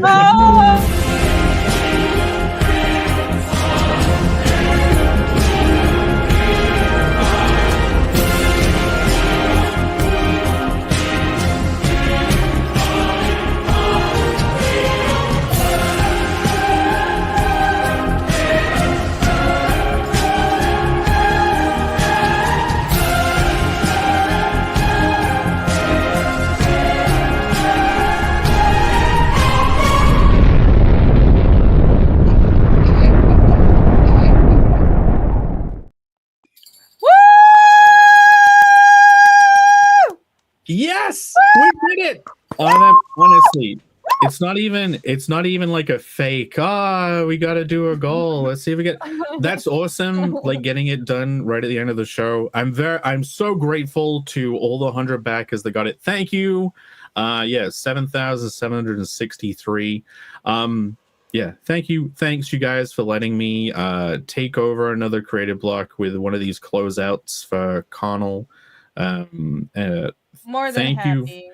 Thank you for all the shit we actually talk about and learn on this show, because it actually makes CARNAL a good book. I'm very grateful to all you guys for sharing your knowledge every week and letting me be here and say all my stupid shit. But yeah. Well, it's been awesome seeing how the production of this and how stuff has changed over the last year of you working on this, and I can't wait to see where the story goes, man. The 12 iterations of Google Slides. Yes. He literally has like 13 versions of CARNAL, but I mean, I think that's having a show like this was so useful because I think we're all learning and talking about just doing the research, the process of doing research for every week's subject, or just talking about it and vocalizing it and thinking about it. I think it's all made us better creators. And man, just see, there's nothing that proves that better than all the iterations of CARNAL, how the final current draft is compared to the first. And the first is already funny. I loved it. And now it's just way better. So it's really awesome. You guys are going to love this book. And congrats on 100 backers, and thank you to everyone who backed. You guys are awesome. Oh, I think Colonel, is it Colonel Zaid? CRANAL the Barbarian. Oh yeah, he's still here. Yes. Yeah, that's actually his birth name. He says, I think he said he was the 100th backer. So shout out. Yes, there you go, Colonel Zaid. Thank you. Yeah, you're all gonna love the book. I guarantee you'll laugh at least once, maybe. So if you're looking forward to maybe giggling a little bit, then I look forward to getting your books sometime next year. That's the hope. We launched on Cocktober, and like I'm hoping that the packages will be in your hand come next Cocktober. If that's a sentence you're enjoying hearing. Yes, definitely. You got to make it happen. I'm sure chat loves it. All right. Bar Rush is 5 figures next. I hope so. I hope so for all of us. That would be great. Yes. Yes. Super chat from Lance Danger for $1.99. Lance says, happy holidays to everyone. Congrats on CARNAL, and happy holidays to you too. Thank you for the super chat. Happy holidays. Merry Crimbles. Merry Crimbles. Shall we go to the meme? Yeah, meme update. The meme that they're looking at. Meme update. The reveal. The meme reveal. The reveal. It was here. A big banana. It was a giant banana. It was. Amazing. The lore. The creative block lore. Hey, that's awesome. Now we have to. That's cool though. So it's our characters looking at us, and Napoleon is still He's back. Achievement unlocked. Yes. Yeah. There's enough lore that this could be a real comic. Like the banana is hilarious. Napoleon's hilarious. Napoleon's like the boss. He calls in. He's like, agents, I've got something for you. Like Charlie's Angels. Yeah. He's Charlie. He calls his Eagles. Do you know that's what he called his like second in command? He had like a team of like 10 geniuses that he delegated to on the battlefield, and he called them his Eagles. Napoleon's Eagles. That's some Lord of the Rings shit right there. Yeah. His Eagles. Yeah, it should just be I've been researching Eagles. Napoleon. No, really. We wouldn't. You of all people, we would not have guessed. You've been doing more research outside of his quotes? Yeah, I'm doing a deep dive. He's going deep on Napoleon. He's going to do a Napoleon comic and then do a screening of the new Napoleon film that came out last year. People say that one stinks. Terrible. Yeah, I don't know. Sounds like you're developing a bit of a Napoleon complex. Ba-dum-bum-bum-bum. All right, shall we read? Read all lines. Let's go non-Asian reading order, I guess. Yeah, that horse was no good. No one in this world had regard for that horse. I personally like the dirty sci-fi. Even if it's super high-tech and pretty, it feels like it's been used. That's a great quote. If you're thinking, even if you're thinking about dirty in a different way, used still works. Yeah. All used up. Oh no. All used up. I'm just totally giving people content in the stream. Oh, this one's perfect too. Hashtag ornate. Hashtag ornate. Yes. My new thing is if your comic or show doesn't show off your character taking a shower, it's not for me. I'm gonna put shower scenes in every book I do now. We're gonna hold you to that. True. Shower scenes have their own like lore and media literacy. That includes bathing too. So. Yeah. You know what the best shower scene? It's in Street Fighter 2 because it turns into a big action scene. You guys know what I'm talking about? No. It's Chun-Li. The cartoon? If you were to put any character in a shower scene, you'd want it to be Chun-Li. Yeah, is that the anime one? Yeah. She's taking a shower and Vega comes to assassinate her and she has to fight him with just a towel on. Oh. And it's super legit. Nice. That would be a quote too if we did another meme. Probably would have been better without the towel, but yeah. Yeah. You gotta read this here.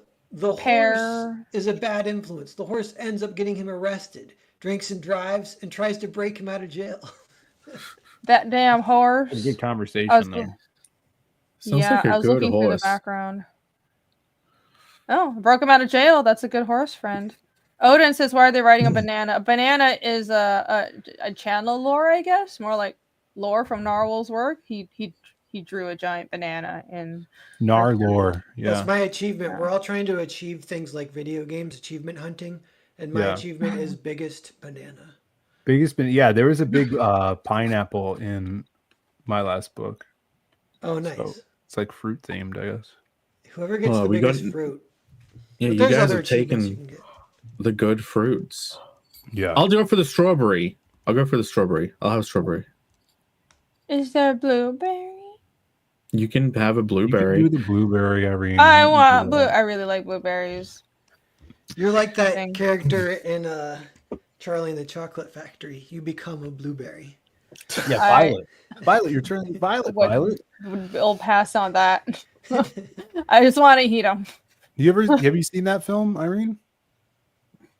Yeah, but I don't remember much of it. I saw it really young.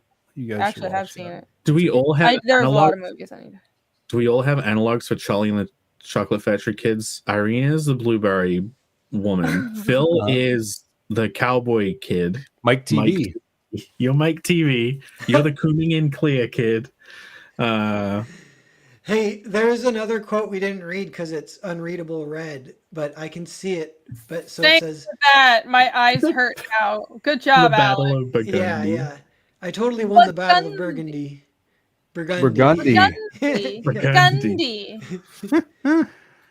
Wait, who's Narwhal then? Narwhal's. He's Augustus Gloop, not me. Narwhal's Augustus Gloop. I'm not Augustus Gloop.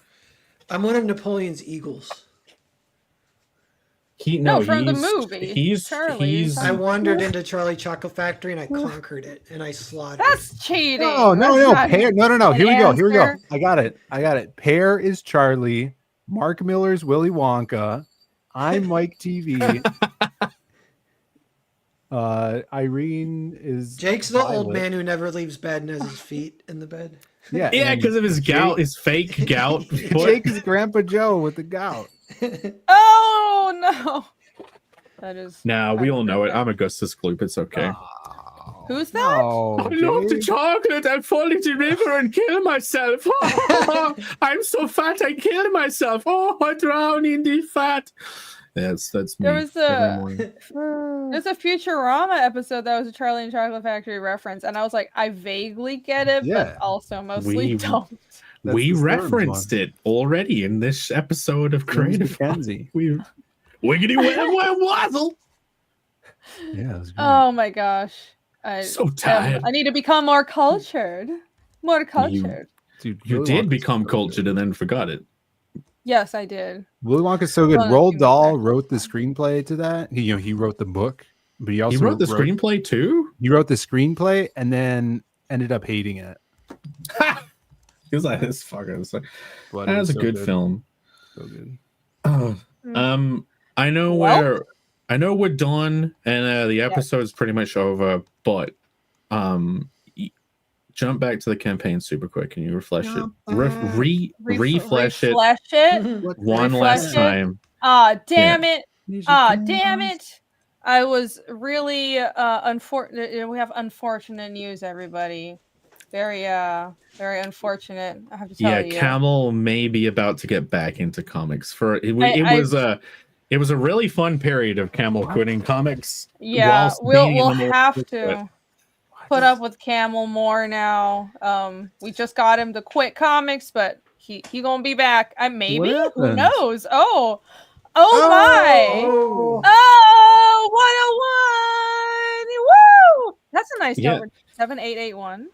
That backer was pretty badass. They got your cover, Irene. They got the add-on keychain, which you can still get. Yes. They got Sketchy Starts 1 and 0 because you can get the old Sketchy Starts and the Seedlings pin. So you are a badass. Thank you very much. Yes. A pretty girthy backing there. But yeah, Thank you. Pull it up. you. You get to claim that. You crossed the 100 milestone. So like you now own the IP fully. Yeah. That's right. Yeah. Well, it's on my you. stream. So yeah, I own this, and you owe me forever for promoting your book. That's how it works. Oh yeah, I owe you in Yeah. perpetuity. In perpetuity, yeah. Well, I'm glad we established that. And thank you to the 101th backer. Bye, Camel. 101 big chunks. Nice knowing you. Yes, you guys are all awesome, and to the other 100 backers, you guys are all awesome. All of you are great. Thank you so much. Keep backing this book and definitely get my cover because clearly that's what you should be doing. Spread the word. Yeah, let's do one more round of promos. Oh, sorry, was there something else you wanted? No, I was about to say the same thing. We're in sync. Perfect. Yay! Definitely spread the word about that blanket because it's new. Oh yeah, I think we've only sold one blanket. You can get a block blanket. It doesn't come up as like one because they got it as an add-on. So yeah, if you want to get something else, you can also get this as an add-on. It does ship separately, so you will hopefully get it sooner than the book. As soon as I can lock in your purchase, I'll send the things like the shirts and the blankets. So you might even get it in time for the cold winter months. But yeah, I think we've got sold one of those tonight, which is absolutely awesome. Awesome. Yay, get the blanket. I have one of these, but the fiendish one, it's not the one behind me now, but I can attest these printful blankets are great. They're like Sherpa lined on the inside. I approve of this product. What is Sherpa? Because someone asked what material was the blanket, and it says polyester, but then it says like Sherpa. I'm like, is it made out of a guy? Yeah, it's So like the those printed- Asian guys. No, Sherpa is like, it's just a name for a cultural region. So Sherpa, I think, is a type of wool. I guess it's like there's people from the Sherpa region, but then they also have the sheep from that region and that kind of fluffy lining that some coats have on the collar and on the inside of clothing and blank. Anyways, that's called Sherpa. And the printed side is polyester. That's what I think. I assume. I thought it meant the blanket will lead you up Everest. Yeah, it's like, definitely made from a guy who did lead someone up Everest, and now he's super cozy as a blanket. He was frozen up there. All Sherpas are orange with black dots, so get a real one for yourself today on CARNAL the Barbarian. Okay, back this book and get that blanket. And let's do one more round of promotions. Let's do let me switch up the order a bit. I will how much? Go to here. I have this pulled up. This is the email sign up for Narwhal. Yeah, thanks. Getting ready for 2025. 2025 is some big releases. It's Cerberus 2, finishing the story, which I'm really excited about. Big investment in that, so I want it to be successful. And I think it's kind of my best work yet, and I'm hoping that one will kind of open some doors itself. And maybe, like, I'm wondering if I can maybe get that one published through Dark Horse or something. But I don't Get know. it Netflix up with the animated adaptation. Yeah, Oh, that'd be crazy. Yes. That's. I feel Yeah. it's all contracting right now. This is what I heard. The word on the street is nothing's selling right now. But the next boom, whenever that happens, we all got to be ready. You know what I'm saying? Because Yes, Mhm. we got to be ready. All right, we're all Knock it gonna have Netflix series. We're gonna make it big, guys. Let's go. Let's get it. yeah, So sign up Yeah, for and- Narwhal News right here. yeah, straight to the dome. Mm-hmm. Hotel Story 2 finishes the story as well. Nice. And the new Earthbound Part 3 of 6 that will also come out. So it's just kind of a big old year. So get ready. Put a little penny in your narwhal jar every night, and then be ready to back when the time comes. And I mean, can we look really fast at Nosferatu? Because I realized I think it's at Sure. 990 out of 1,000. It was, and I just want to see because maybe we will get it back or to push it over the limit tonight if it. Here we go. I had Oh, it. dude, we got one. Yeah, We got you did back it. to Over 1,000. It passed. That I think that happened. Hey! I think that happened like tonight. So thanks everyone. Thanks. Hell yeah, Cool. funded, baby. Amazing. Backers. Yeah. Oh yeah, you got your Cheers! goal. You got Well your done. goal. Yeah. Yeah. I know. Oh, nothing. Yeah. I don't know. Like I wonder. Yeah. So I might be able to throw up some original art eventually on this campaign and some other things to make it go higher. But yeah, it's definitely a good chance if you just want to get a good classic Narwhal book. If you don't have the other printing, everyone definitely check it out. Lance Danger, check it out. Colonel Zaid, check it out. Have you checked it out yet? I'm shaming you guys individually. I'm begging you, actually. I'm begging you. He alternate. He's bipolar about asking. I'm for shaming. your I'm support. begging. I'm shaming. I'm begging. Colonel Zaid says he's out. Great scared guy. him off. Keep creating. All right, Cheers. see you guys bro. later. It is kind of late, but yeah. Thank you for your support. And yes, thank you everybody who got Nosferatu 2024 to its goal. And then next, should I go to the Psycho Slumber campaign? Sure, we did Already get are. a backer. Okay. Jim Alaska All right. backed tonight as well. Thank you so much, Jim. And now we have to defeat the evil that is Carnal the Barbarian. Oh, you guys are kind of. Ooh, Oh my guys God! are- Yes. That's Oh, me. you have. It's a You- It's wow, you about- killed your mic really bad there. Who is the dominant meme, Fight, Phil? fight, I am fight. currently Connell is currently the dominant meme. You have to surpass me. Fight, That's fight, right. fight, look at that. Well, fight, it's close. fight. So yeah, we this is going awesome. Like I said, we only have like maybe 15 to 18 pages left to color on this bad boy. 60 pages, horror action. If you guys love The Lost Pages 3, this is for you. It's basically another story with Krim and Jazz fighting a supernatural entity that is hunting them in their sleep. Crossover between the Lost Pages and the Kill Journal. We're going to get another cover on here very soon, and we're also going to launch another campaign, and this will be shipping around April. Everything's on course for that. I just got to letter this up, and it's going to be so much fun. The shirt you're only going to be able to get here on the Indiegogo, which is another amazing piece drawn by the Hall Comics, and yeah, go check it out. And we also got some sales on our site tonight as well. So shout outs to whoever in the chat went on over to the Z Comics website and grabbed some of those awesome books. And remember, we do have that sale going on. Use the dominant meme promo code at checkout to get 11% off the website. So that's zcomics.com. Thank you guys so much for supporting us on all of our campaigns and books, and we're happy that we could do this show every week and bring it to you, because like you guys were saying earlier, this has really helped me grow as a writer, just getting different perspectives on storytelling and fleshing things out through conversation. I think that's super important in a creative sphere where we don't really have studios anymore, and this is kind of like our round table of growing as creators. I love that.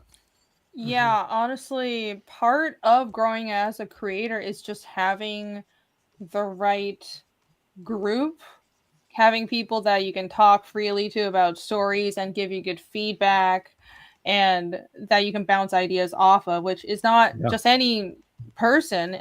Just knowing creatives that you can kind of create together with does help a lot. I've been through periods where I had no friends well, in general, no friends, first of all, but like just nobody to talk to about story. And it sucked that it's hard to improve.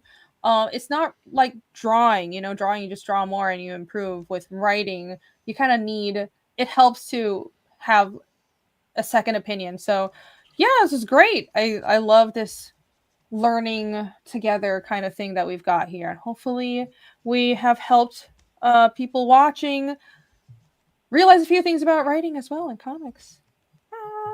Yeah, it's so fun. I'm glad we could do that. I had sent Pear an early, I guess, PDF of the issue 0 of the Western this week and got some feedback from him. That was really cool. That was fun.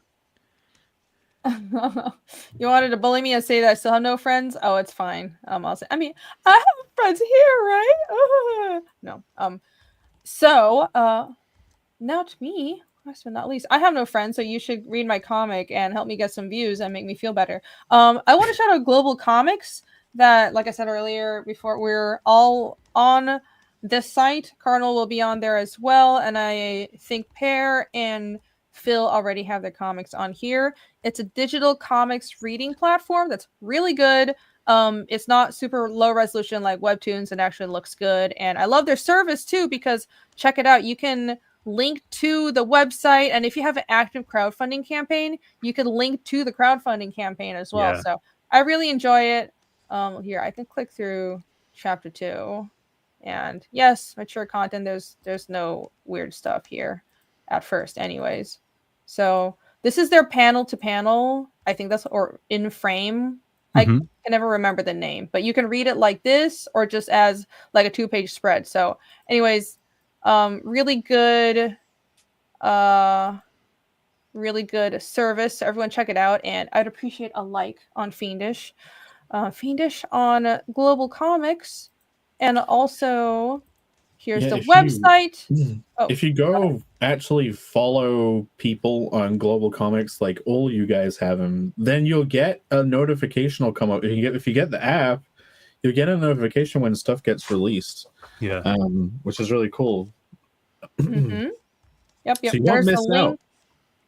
Yeah, and you know how else you can not miss out when something is released? By signing up for the email list right here at fiendishcomic.com. I have been working very hard on Fiendish 3. All my YouTube shorts have been work on Fiendish 3, as you guys might have seen, hopefully, maybe. And so I'll have, as soon as I have that cover colored, I'll have a proper sign-up page up, and I want to start promoting the book and showing some finished pages and send some stuff off to my colorist. So I'm really excited. Guys, I will honestly, I think this is going to be, I'm very proud of how this book is turning out. It's kind of like a part 1 of a 2-part, because 3 and 4 go together, but it's great. I'm so proud of it. I think you guys are going to love it. So sign up so you don't miss out on Fiendish 3, and I'm working hard to make it look as beautiful as possible. You can also keep up with my progress on Fiendish 3 through the blog. Here you can see I post updates. Here's the main cover. I have it behind me, but I'll just show the blog. There you go.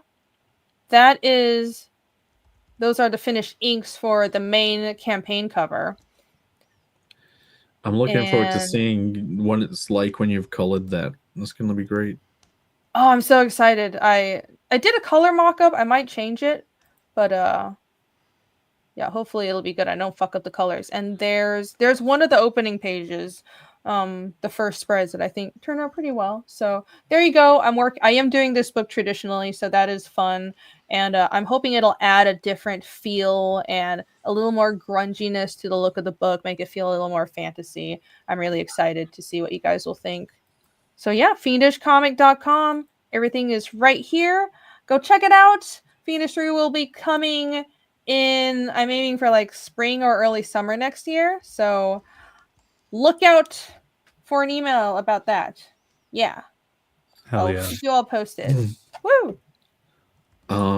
Check out, related to Fiendish, check out this. I think they super chatted earlier. Yeah, they did. Yeah, they say Fiendish 1, 2, and 2.5 are amazing. Some of their favorite comics. You got 2.5, a beanie, and the art books. And they were at New York Comic Con. They were one of the people at New York. Nice. So, oh my gosh, New York Comic Con was so crazy. We sold tons of sets of books. I should have kept better inventory, but it was chaos because I brought a bunch of books and I had a huge box of books coming from RJ because I'm like, I'm not going to fly with 100 pounds of luggage because it's all books. I was going to have him ship a whole box of books, but not his fault at all. What was it? UPS just decided they had a computer glitch in the system. It wasn't even an actual problem. Their computer shorted out. So they're like, it just automatically marked the book as undeliverable. So they sent it. It was in the same county that my Airbnb was in New Jersey. And they were like, oh, computer glitch. We're going to send it back to Arkansas. So I'm sitting there on my phone watching my books get sent back to Arkansas that I need for the show right now. So I'm like, I called RJ 50 times. I was like, we have to work something out. He FedExed me a big old box of Fiendish books at the last minute, overnighted it. It was very expensive, but it was worth it. So anyways, shout out to him. But I had books for New York Comic Con and we sold a lot of sets and met so many awesome people. And I've been wondering, has that really been productive or useful? Because I think it's kind of hard to tell how fruitful conventions are besides from going to a con and what you do sell on the show floor, but knowing that there are people who do pick up Fiendish and are watching now that I met at conventions is really heartening. Thank you for being here, Lance Danger. That's really, really awesome. I hope you continue to read and I hope you like Fiendish going forward as well. Thank you. Yeah, that's awesome. I hope we could make it to New York next year. Yeah, maybe we all end up at a different convention next year. It could be very exciting. Sometime around June-ish. Something heroic. Who knows who'll be there? Who knows? We'll see. It could be a thing. We shall see. Those sounds like it could be a plan, but yeah. Yeah, 2025. Lots good. to do. Yeah, make it a good year. 2025. Go pre-order Vatican City at your local comic shop. Yeah, dude. That's going to be awesome. Do you know when that's been previews, Pear? Like when? No, but they said, they just said April 9th. I think they do pre-orders 2 months in advance. We'll do a little something for sure. Yeah. Yeah, whatever. You got to go to your local comic shop and be like, I'm Mr. Pear Berg. And demand you do a signing there. Yeah. That would you should go in and be like, don't you know who I am? You know who I am. Narwhal would never do that. Pear would never do that. Comicbook.com. Yeah, the one shop in my town, it's a manga shop, but I think they might have some floppies, American floppies, but if they don't do too much of it. But I'll tell them. Cool. Yes, order Vatican City when it comes out. TC says HeroCon live creative blog panel. That actually sounds like, I don't know if we can get that panel. We shall see. We shall see. That would be a cool idea. Would anyone be interested? I'm organizing stuff like that always scares me because would people want to hear that? Will anybody be there? Let's talk about Napoleon for 2 hours. We could do a live creative blog. Yeah, if we do all end up in the same place, maybe we could do an in-person show. That'd be crazy. That would be very cool. Yes. I see Fugman in the we chat. shall What's up, see. Fugman? Good to see you, brother. Hello. Hi, Fugman. All right, I think that's it. It is getting late. There's just over an hour left on CARNAL the Barbarian, so I'll pull it up one last time. Everyone go back this campaign. This is the campaign of Le Hour. Dun, dun, dun. Definitely only 2 hours left, and you'll never ever be able to back it again ever. Ever. It is, yeah. I've Totally. telegraphed very clearly about the going into men things. Yeah.